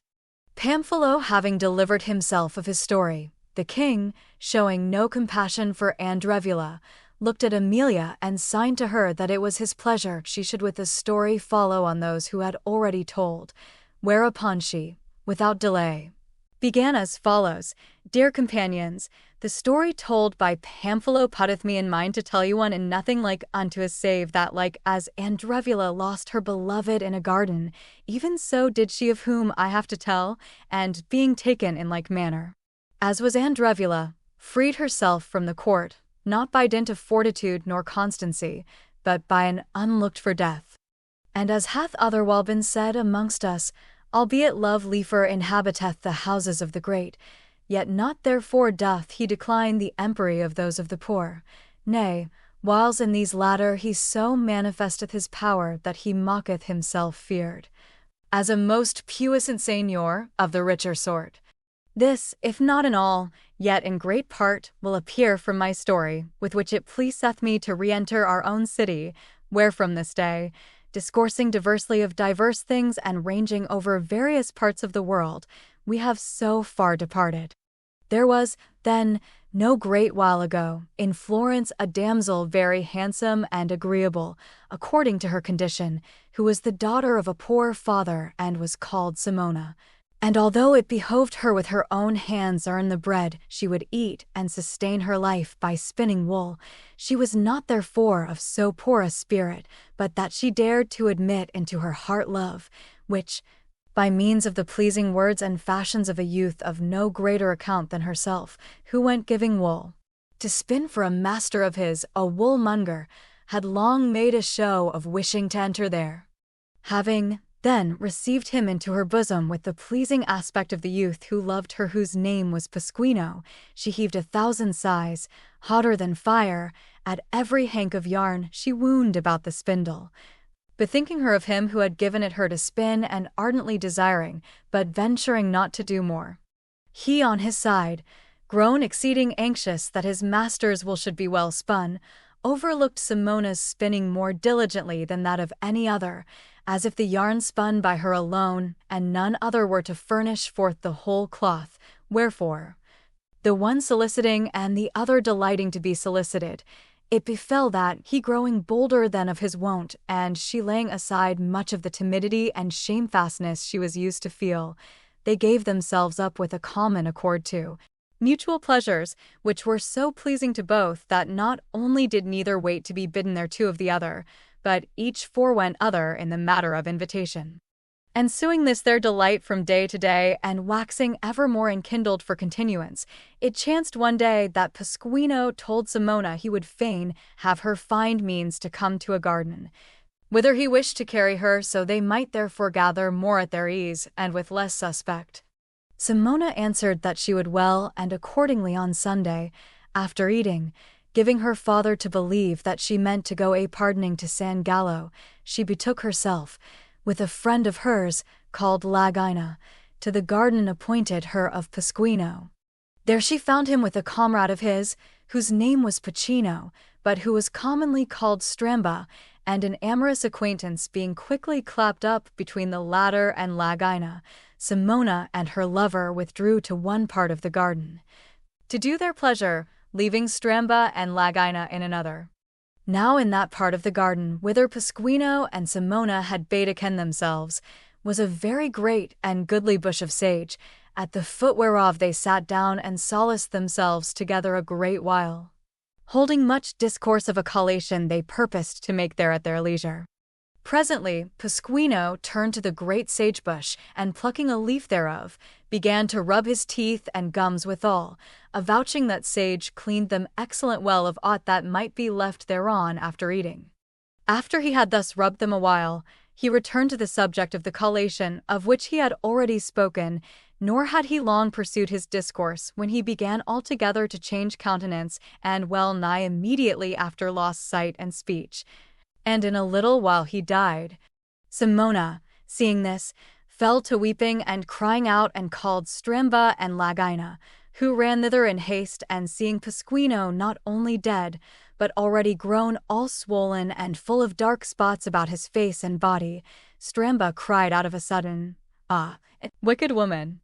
Thou hast poisoned him." Making a great outcry, he was heard of many who dwelt near the garden, and who, running to the clamor, found Pasquino dead and swollen. Hearing Stramba lamenting and accusing Simona of having poisoned him of her malice, whilst she, for dolour of the sudden mishap that had carried off her lover, knew not how to excuse herself, being as it were beside herself, they all concluded that it was as he said, and accordingly she was taken and carried off, still weeping sore, to the provost's palace, where, at the instance of Stramba and other two comrades of Pasquino, by name Atticciato and Malagevoli, who had come up meanwhile, a judge addressed himself without delay to examine her of the fact, and being unable to discover that she had done malice in the matter or was anywise guilty, he bethought himself, in her presence, to view the dead body and the place and manner of the mishap, as recounted to him by her, for that he apprehended it not very well by her words. Accordingly he let bring her, without any stir, whereas Pasquino's body lay yet, swollen as it were a ton, and himself following her thither, marvelled at the dead man, and asked her how it had been, whereupon, going up to the sagebush, she recounted to him all the foregoing story, and to give him more fully to understand how the thing had befallen, she did even as Pasquino had done, and rubbed one of the sage leaves against her teeth.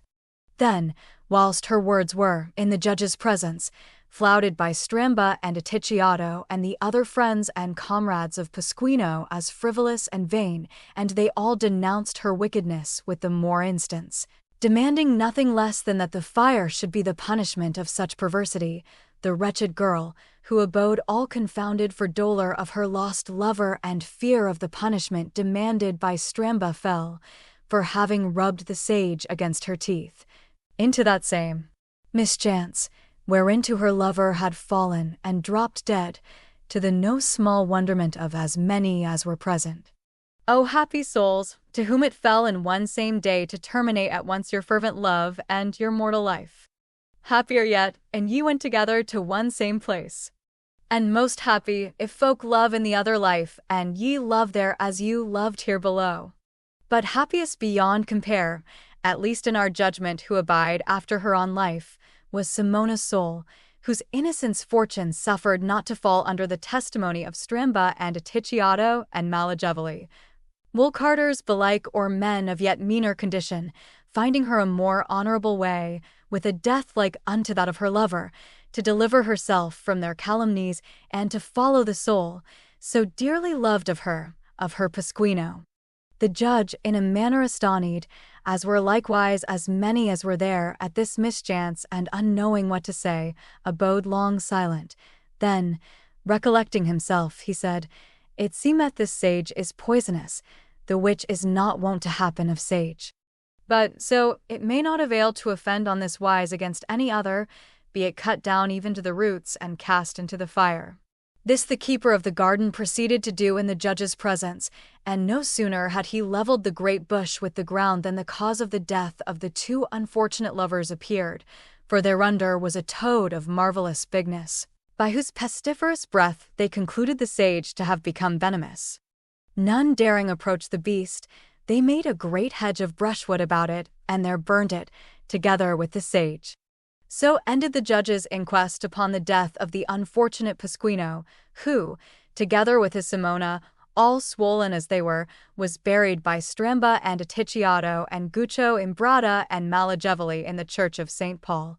whereof it chanced they were parishioners. The 8th story.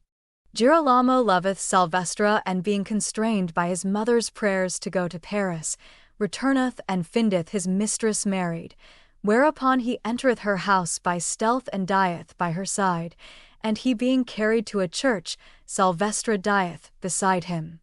Emilia's story come to an end. Neophile, by the king's commandment, began thus: There are some noble ladies who believe themselves to know more than other folk, albeit, to my thinking, they know less, and who, by reason thereof, presume to oppose their judgment not only to the counsels of men, but even to set it up against the very nature of things, of which presumption very grave ills have befallen aforetime, nor ever was any good known to come thereof.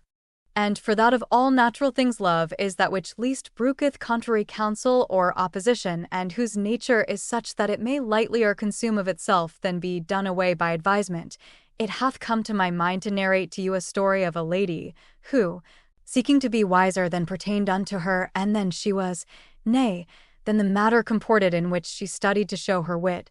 thought to tear out from an enamoured heart a love which had belike been set there of the stars, and so, doing, succeeded in expelling at once love and life from her son's body. There was, then, in our city, according to that which the ancients relate, a very great and rich merchant, whose name was Leonardo Sigeri, and who had by his wife a son called Girolamo, after whose birth, having duly set his affairs in order, he departed this life. The guardians of the boy, together with his mother, well and loyally ordered his affairs, and he, growing up with his neighbors' children, became familiar with a girl of his own age, the daughter of the tailor, more than with any other of the quarter. As he waxed in age, use turned to love so great and so ardent that he was never easy save what time he saw her, and certes she loved him no less than she was loved of him. The boy's mother, observing this, many a time chid and rebuked him therefore, and after, Girolamo availing not to desist therefrom, complained thereof to his guardians, saying to them, as if she thought, thanks to her son's great wealth, to make an orange tree of a bramble, this boy of ours, albeit he is yet scarce 14 years old, is so enamoured of the daughter of a tailor our neighbour, by name Salvestra, that, except we remove her from his sight, he will peradventure one day take her to wife, without anyone's knowledge, and I shall never after be glad, or else he will pine away from her, if he see her married to another. Wherefore, meseemeth, to avoid this, you were best send him somewhither far from here, about the business of the warehouse. For that, he being removed from seeing her, she will pass out of his mind, and we may after avail to give him some well-born damsel to wife. The guardians answered that the lady said well, and that they would do this to the best of their power. Wherefore, calling the boy into the warehouse, one of them began very lovingly to bespeak him thus, My son, thou art now somewhat waxen in years, and it were well that thou shouldst begin to look for thyself to thine affairs. Wherefore it would much content us that thou shouldst go sojourn a while at Paris, where thou wilt see how great part of thy wealth is employed, more by token that thou wilt there become far better bred and mannered, and more of worth than thou couldst here, seeing the lords and barons and gentlemen who are there in plenty and learning their usances, after which thou mayst return hither. The youth hearkened diligently and answered curtly that he was nowise disposed to do this, for that he believed himself able to fare as well at Florence as another. The worthy men, hearing this, essayed him again with sundry discourse, but, failing to get other answer of him, told his mother, who, sore provoked thereat, gave him a sound rating, not because of his unwillingness to go to Paris, but of his enamorement. After which, she fell to cajoling him with fair words, coaxing him and praying him softly be pleased to do what his guardians wished. Brief, she contrived to bespeak him to such purpose that he consented to go to France and there abide a year, and no more. Accordingly, ardently enamored as he was, he betook himself to Paris, and there, being still put off from one day to another, he was kept 2 years, at the end of which time, returning, more in love than ever, he found his Salvestra married to an honest youth, a tent-maker. At this he was beyond measure woebegone, but seeing no help for it, he studied to console himself therefore, and having spied out where she dwelt, began, after the wont of young men in love, to pass before her, expecting she should no more have forgotten him than he her. But the case was otherwise. She had no more remembrance of him than if she had never seen him, or, if indeed she remembered aught of him, she feigned the contrary, and of this, in a very brief space of time, Girolamo became aware, to his no small chagrin. Nevertheless, he did all he might to bring himself to her mind, but, him seeming he wrought nothing, he resolved to speak with her, face to face, though he should die for it. Accordingly, having learned from a neighbor how her house stood, one evening that she and her husband were gone to keep wake with their neighbors, he entered therein by stealth, and hiding himself behind certain tent cloths that were spread there, waited till, the twain having returned and gotten them to bed, he knew her husband to be asleep, whereupon he came whereas he had seen Salvestra lay herself, and, putting his hand upon her breast, said softly, "Sleepest thou yet, O my soul?" The girl, who was awake, would have cried out, but he said hastily, "For God's sake, cry not, for I am thy Girolamo." She, hearing this, said, all trembling, "Alack, for God's sake, Girolamo, get thee gone. The time is past when it was not forbidden unto our childishness to be lovers. I am, as thou sayest, married, and it beseemeth me no more to have regard to any man other than my husband. Wherefore I beseech thee, by God the only, to be gone, for that, if my husband heard thee, even should no other harm ensue thereof. Yet would it follow that I might never more avail to live with him in peace or quiet, whereas now I am beloved of him, and abide with him in weal and in tranquillity." The youth, hearing these words, was grievously endolored, and recalled to her the time past, and his love no whit grown less for absence, mingling many prayers and many great promises, but obtained nothing, wherefore, desiring to die, he prayed her at last that, in requital of so much love, she would suffer him couch by her side, so he might warm himself somewhat, for that he was grown chilled, awaiting her, promising her that he would neither say aught to her nor touch her, and would get him gone so soon as he should be a little warmed. Salvestra, having some little compassion of him, granted him this he asked, upon the conditions aforesaid, and he accordingly lay down beside her, without touching her. Then, collecting into one thought the long love he had borne her and her present cruelty and his lost hope, he resolved to live no longer, wherefore, straightening in himself his vital spirits, he clenched his hands and died by her side, without word or motion. After a while the young woman, marveling at his countenance and fearing lest her husband should awake, began to say, "Alack, Girolamo, why dost thou not get thee gone?" Hearing no answer, she concluded that he had fallen asleep, and, putting out her hand to awaken him, found him cold to the touch as ice, whereat she marveled sore. Then, nudging him more sharply and finding that he stirred not, she felt him again and knew that he was dead, whereat she was beyond measure woebegone, and abode a great while, unknowing what she should do. At last she bethought herself to try, in the person of another, what her husband should say was to do in such a case, wherefore, awakening him, she told him, as having happened to another,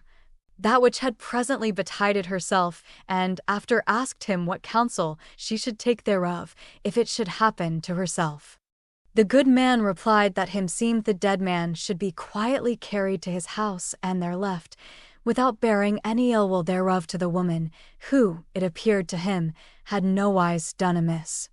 Then said Salvestra, "And so it behoveth us do," and taking his hand, made him touch the dead youth, whereupon, all confounded, he arose, without entering into farther parley with his wife, and kindled a light. Then, clothing the dead body in its own garments, He took it, without any delay, on his shoulders and carried it, his innocence aiding him, to the door of Girolamo's house, where he set it down and left it. When the day came and Girolamo was found dead before his own door, great was outcry, especially on the part of his mother, and the physicians having examined him and searched his body everywhere, but finding no wound nor bruise whatsoever on him, it was generally concluded that he had died of grief, as was indeed the case. Then was the body carried into a church, and the sad mother, repairing thither with many other ladies, kinswomen and neighbors, began to weep without stint and make sore moan over him, according to our usance. What while the lamentation was at its highest, the good man, in whose house he had died, said to Salvestra, "Harkee,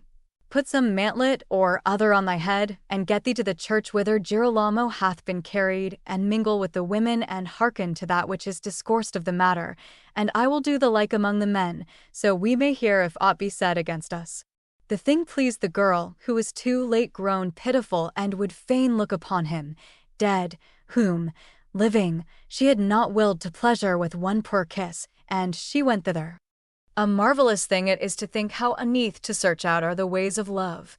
That heart, which Girolamo's fair fortune had not availed to open, his ill-hap opened, and the old flames reviving all therein, when as she saw the dead face it melted of a sudden into such compassion that she pressed between the women, veiled as she was in the mantlet, and stayed not till she won to the body, and there, giving a terrible great shriek, she cast herself, face downward, on the dead youth, whom she bathed not with many tears, for that no sooner did she touch him than grief bereaved her of life, even as it had bereft him. The women would have comforted her and bidden her arise, not yet knowing her, but after they had bespoken her a while in vain, they sought to lift her, and finding her motionless, raised her up and knew her at once for Salvestra and for dead. Whereupon all who were there, overcome with double pity, set up a yet greater clamor of lamentation. The news soon spread abroad among the men without the church, and came presently to the ears of her husband, who was amongst them, and who, without lending ear to consolation or comfort from any, wept a great while. After which he recounted to many of those who were there the story of that which had befallen that night between the dead youth and his wife, and so was the cause of each one's death made everywhere manifest, the which was grievous unto all. Then, taking up the dead girl and decking her, as they used to deck the dead, they laid her beside Girolamo on the same bier, and there long bewept her, after which the twain were buried in one same tomb, and so these, whom love had not availed to conjoin on life, death conjoined with an inseparable union. The ninth story.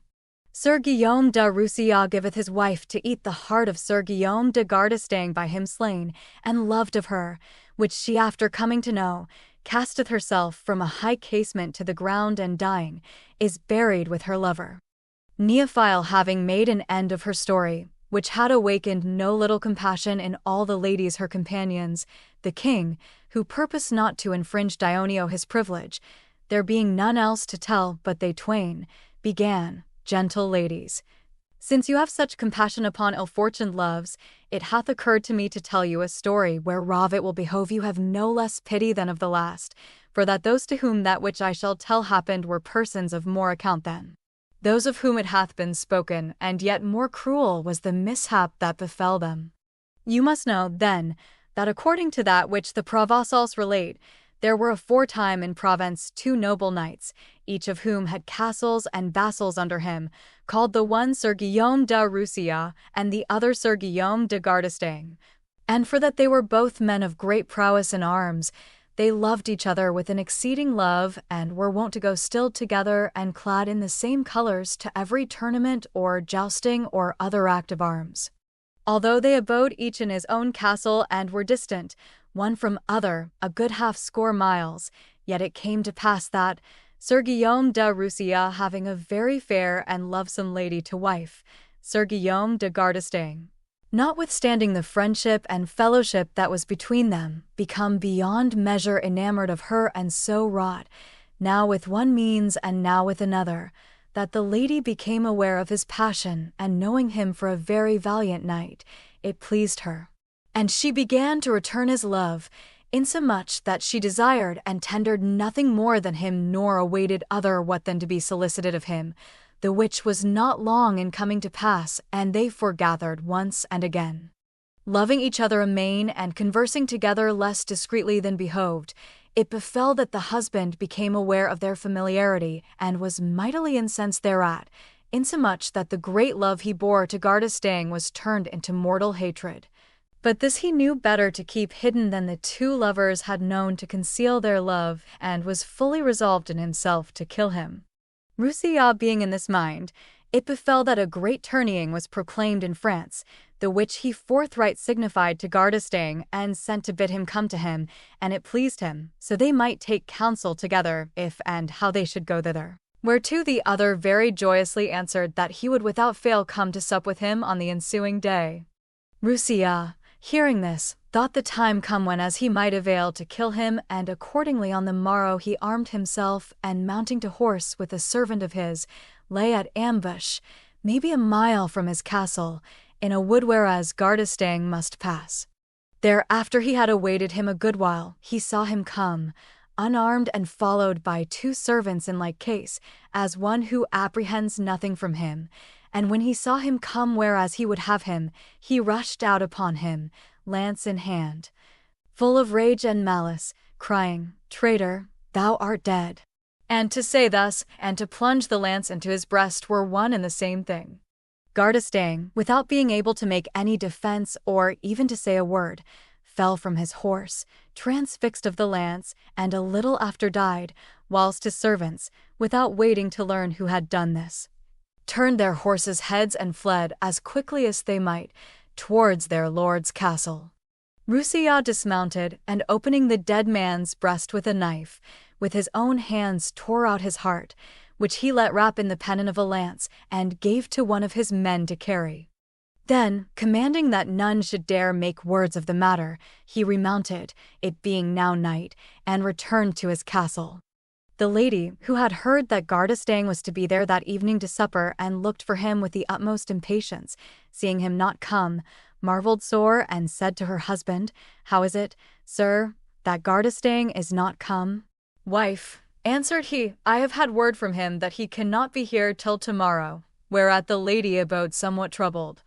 Roussillon then dismounted, and calling the cook, said to him, "Take this wild boar's heart, and look thou make a dainty dish thereof, the best and most delectable to eat that thou knowest, and when I am at table, send it to me in a silver porringer." The cook accordingly took the heart, and putting all his art thereto, and all his diligence, minced it, and seasoning it with store of rich spices, made of it a very dainty ragout. When it was time, Sir Guillaume sat down to table with his wife, and the viands came, but he ate little, being hindered in thought for the ill deed he had committed. Presently the cook sent him the ragout, which he caused set before the lady, feigning himself disordered that evening, and commending the dish to her amain. The lady, who was nowise squeamish, tasted thereof, and finding it good, ate it all, which when the knight saw, he said to her, "Wife, how deem you of this dish?" "In good sooth, my lord," answered she, "it liketh me exceedingly." Whereupon, "So God be mine aid," quoth Roussillon, "I do indeed believe it you, nor do I marvel if that please you, dead, which, alive, pleased you more than aught else." The lady, hearing this, hesitated a while, then said, "How? What have you made me eat?" "This that you have eaten," answered the knight, "was in very truth the heart of Sir Guillaume de Gardestang, whom you, disloyal wife as you are, so loved, and know for certain that it is his very heart. For that I tore it from his breast with these hands a little before my return." It needeth not to ask if the lady were woebegone, hearing this of him whom she loved more than aught else, and after a while she said, "You have done the deed of a disloyal and base knight, as you are, for, if I, unenforced of him,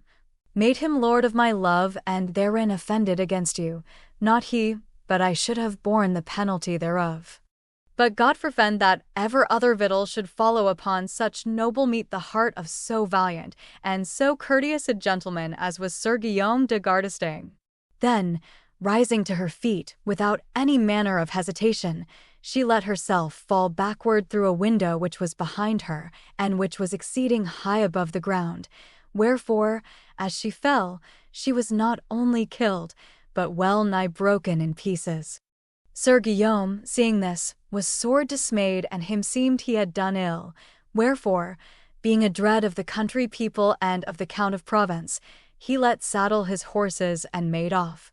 On the morrow it was known all over the country how the thing had passed, whereupon the two bodies were, with the utmost grief and lamentation, taken up by Gardestang's people and those of the lady, and laid in one same sepulchre in the chapel of the latter's own castle, and thereover were verses written, signifying who these were that were buried there within, and the manner and occasion of their death. The 10th story. A physician's wife putteth her lover for dead in a chest, which two usurers carry off to their own house, gallant and all. The latter, who is but drugged, cometh presently to himself, and being discovered, is taken for a thief, but the lady's maid avoucheth to the signory that she herself had put him into the chest stolen by the two usurers, whereby he escapeth the gallows, and the thieves are immersed in certain moneys. Philostrato having made an end of his telling, it rested only with Dioneo to accomplish his task, who, knowing this, and it being presently commanded him of the king, began as follows. The sorrows that have been this day related of ill-fortunate loves have saddened not only your eyes and hearts, ladies, but mine also, wherefore I have ardently longed for an end to be made thereof.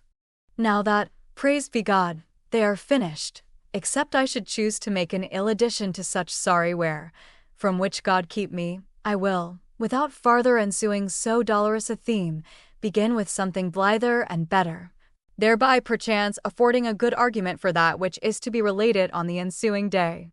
You must know, then, fairest lasses, that there was in Salerno, no great while since, a very famous doctor in surgery, by name Master Mazzio della Montagna, who, being already come to extreme old age, took to wife a fair and gentle damsel of his city, and kept better furnished with sumptuous and rich apparel and jewels, and all that can pleasure a lady than any woman of the place.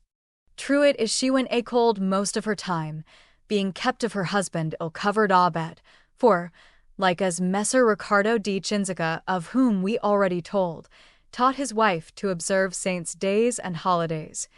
even so the doctor pretended to her that once lying with a woman necessitated I know not how many days' study to recruit the strength and the like toys, whereof she abode exceeding ill content, and like a discreet and high-spirited woman as she was,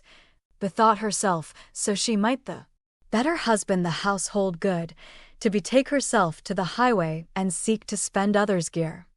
To this end, considering divers young men, at last she found one to her mind, and on him she set all her hope, whereof he becoming aware, and she pleasing him mightily, he in like manner turned all his love upon her. The spark in question was called Ruggieri de Giroli, a man of noble birth, but of lewd life and blameworthy carriage, insomuch that he had left himself neither friend nor kinsman who wished him well or cared to see him, and was defamed throughout all Salerno for thefts and other knaveries of the vilest. But of this the lady recked little, he pleasing her for otherwhat. And with the aid of a maid of hers, she wrought on such wise that they came together. After they had taken some delight, the lady proceeded to blame his past way of life, and to pray him, for the love of her, to desist from these ill fashions, and to give him the means of doing this. She fell to succoring him, now with one sum of money, and now with another.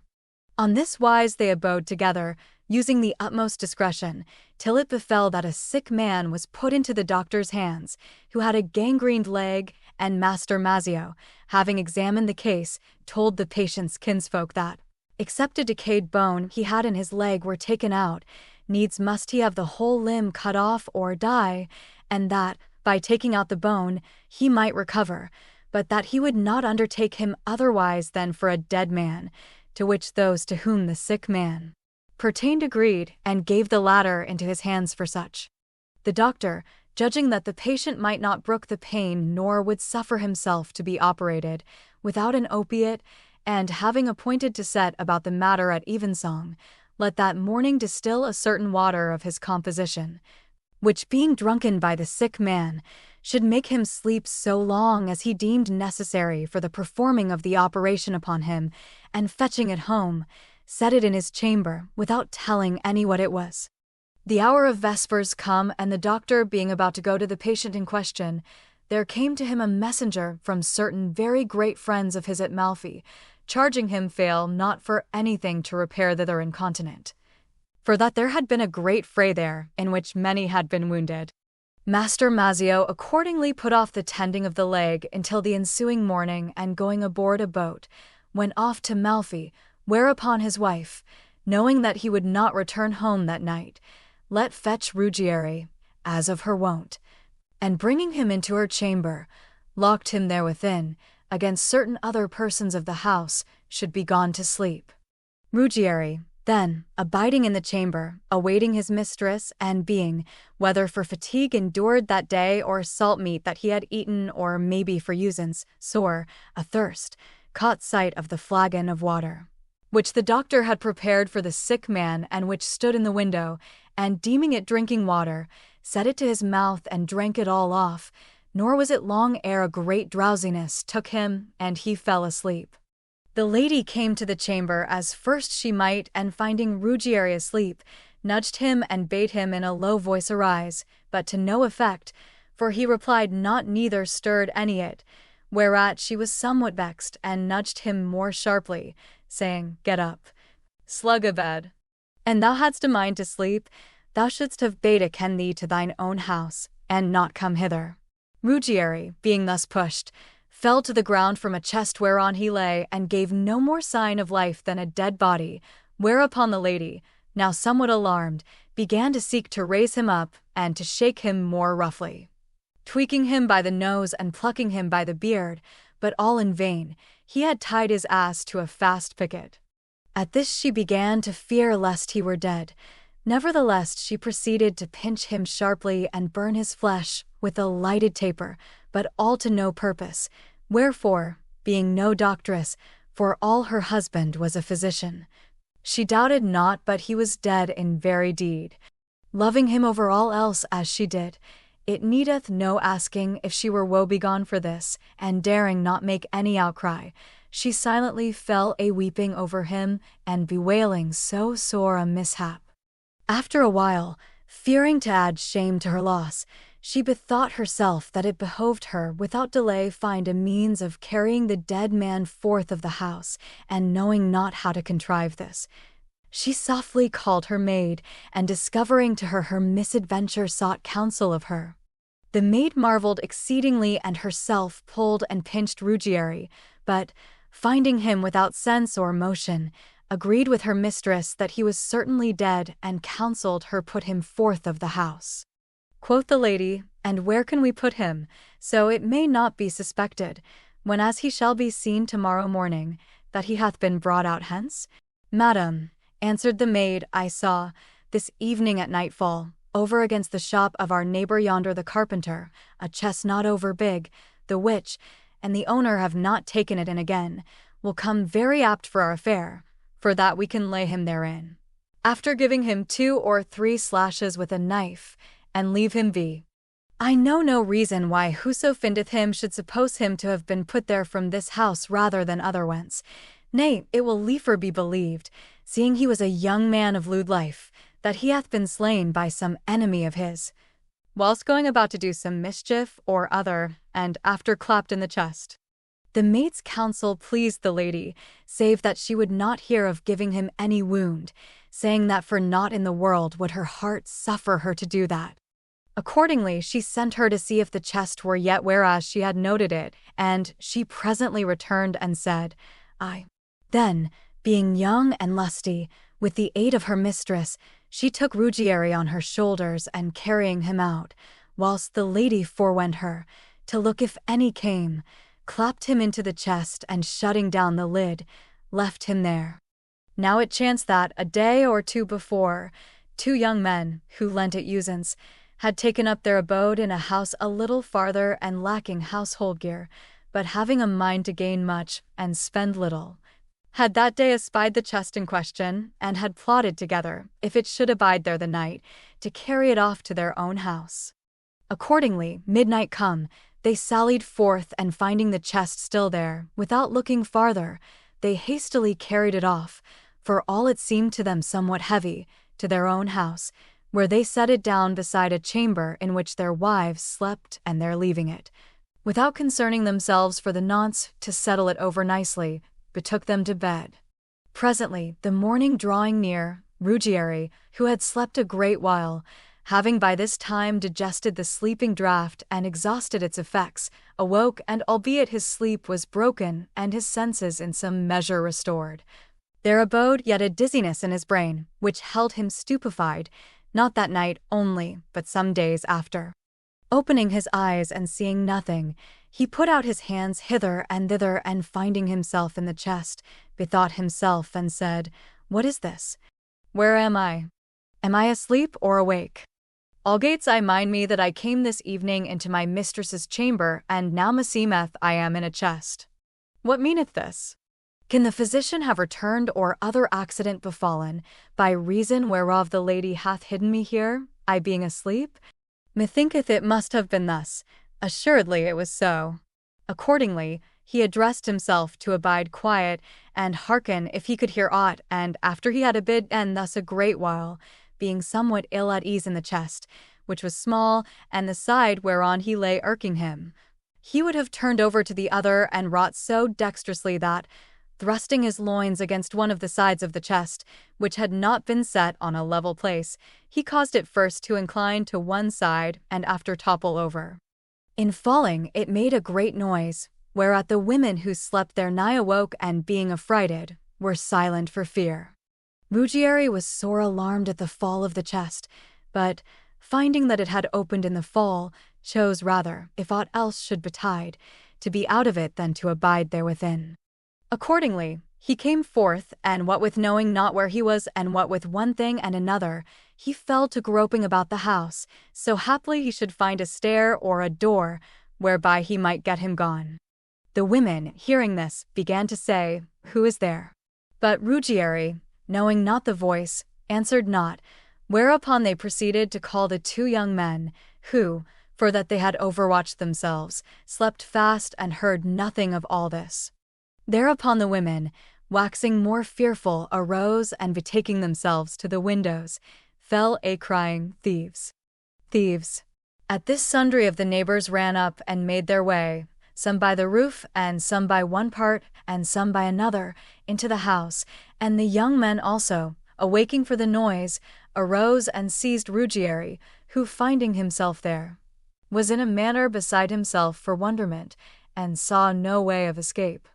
Then they gave him into the hands of the officers of the governor of the city, who had now run thither at the noise, and carried him before their chief. The latter, for that he was held of all a very sorry fellow, straightway put him to the question, and he confessed to having entered the usurer's house to steal, whereupon the governor thought to let string him up by the neck without delay.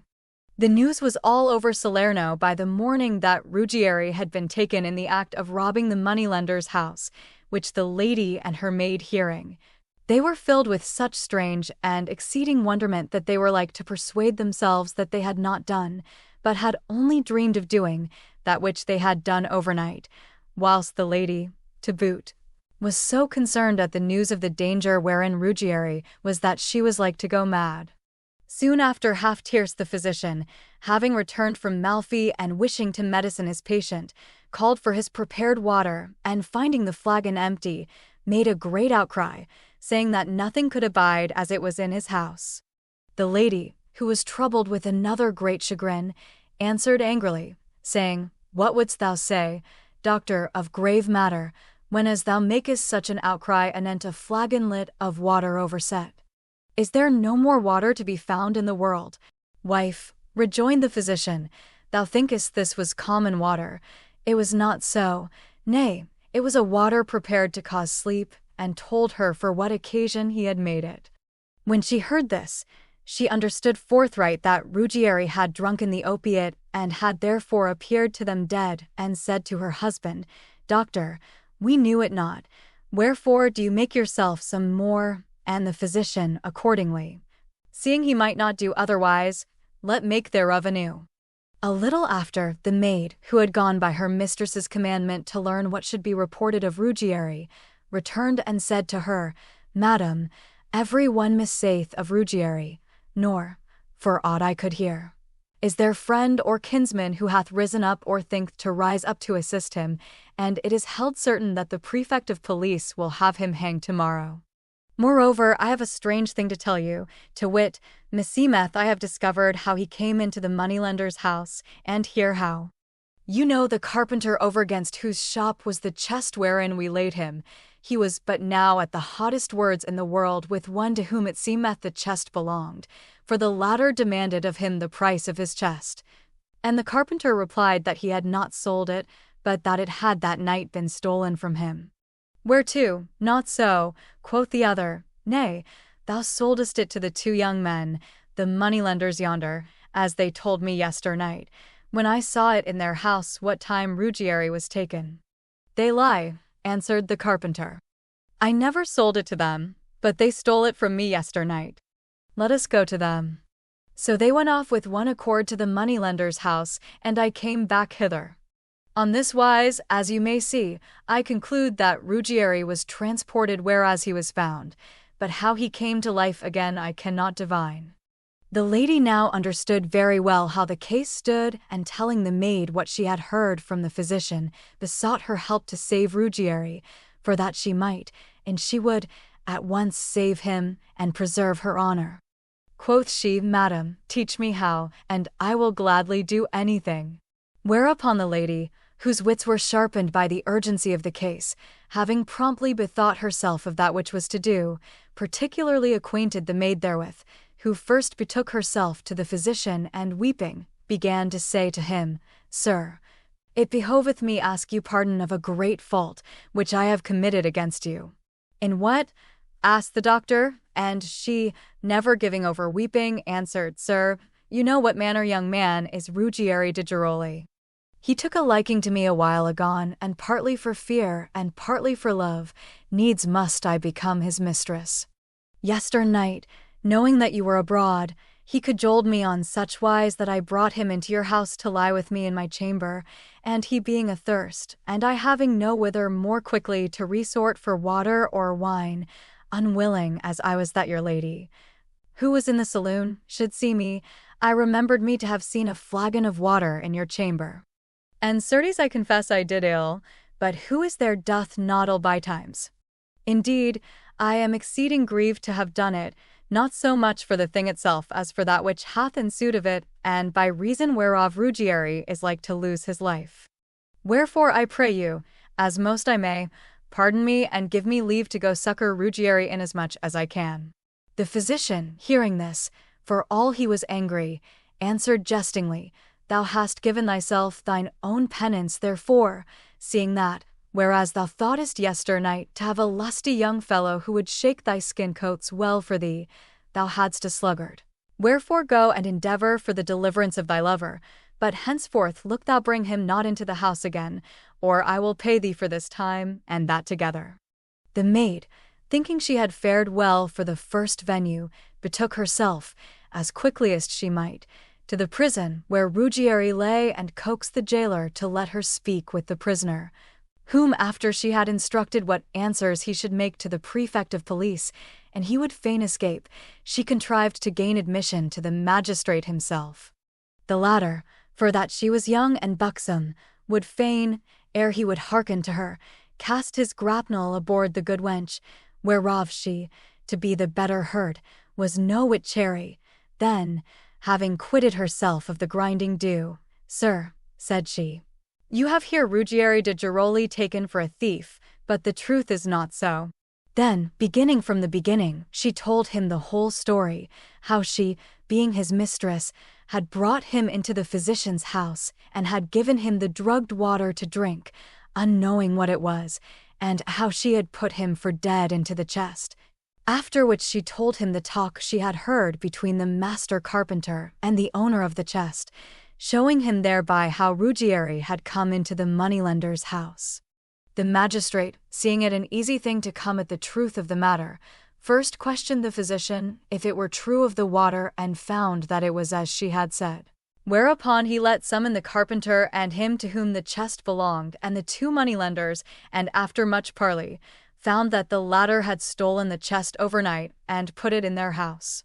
Ultimately he sent for Ruggieri and questioned him where he had lain that night, whereto he replied that where he had lain he knew not. He remembered indeed having gone to pass the night with Master Mazzio's maid,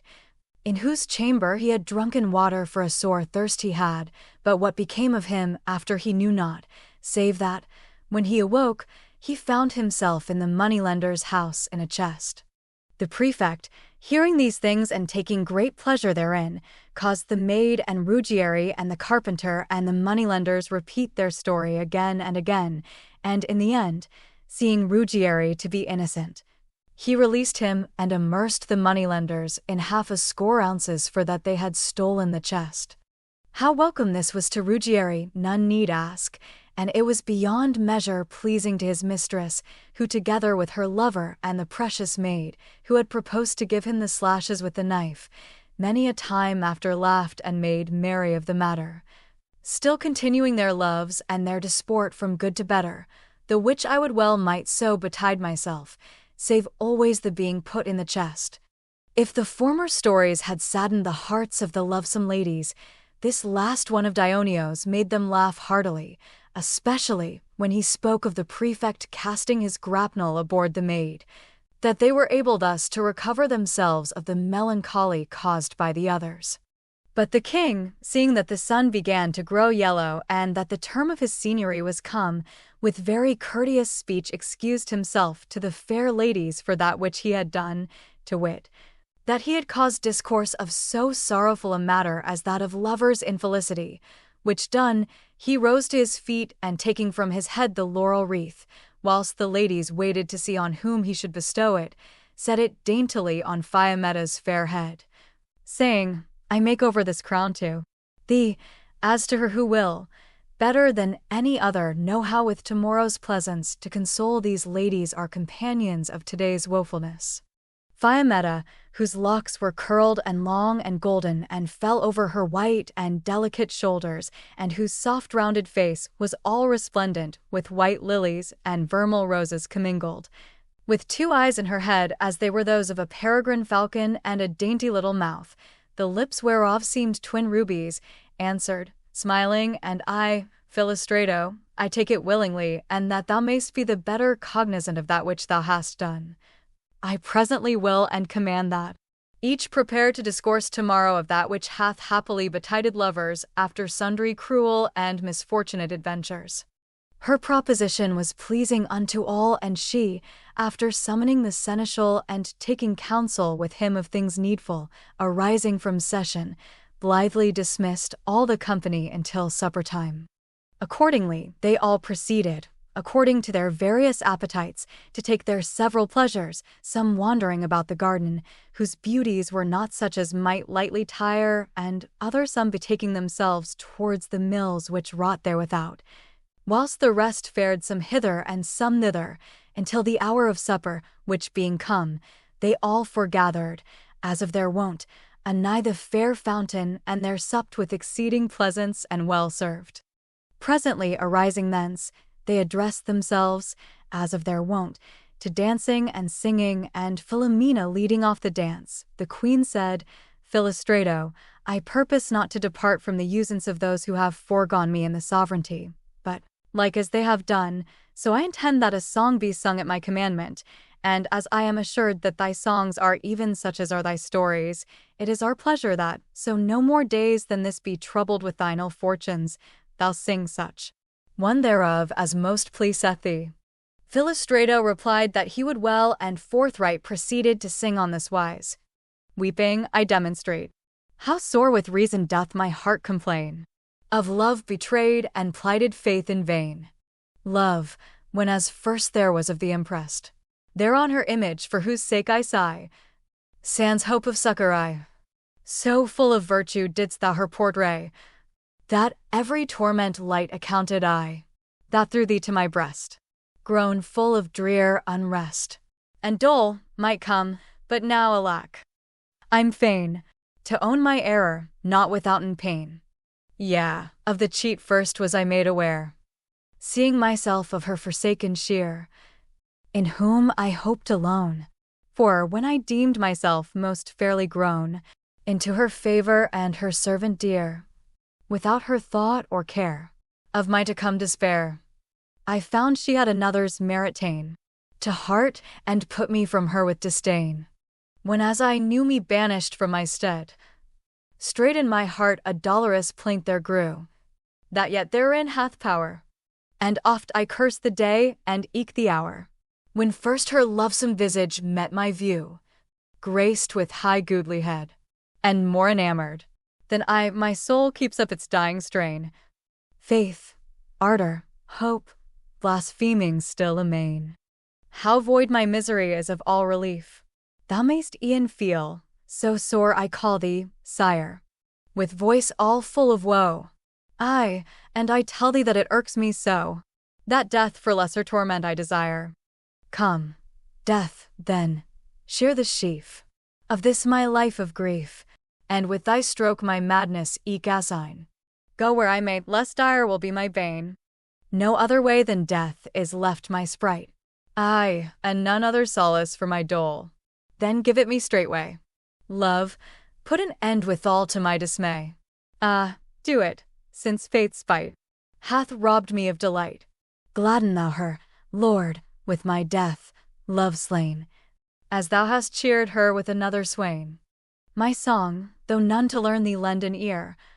I reck the less thereof, indeed, that none could sing thee even as I. One only charge I give thee, ere I die, that thou find love, and unto him alone show fully how undear this bitter life and drear is to me. Craving of his might he deign some better harborage I may attain. Weeping I demonstrate how sore with reason doth my heart complain of love betrayed and plighted faith in vain.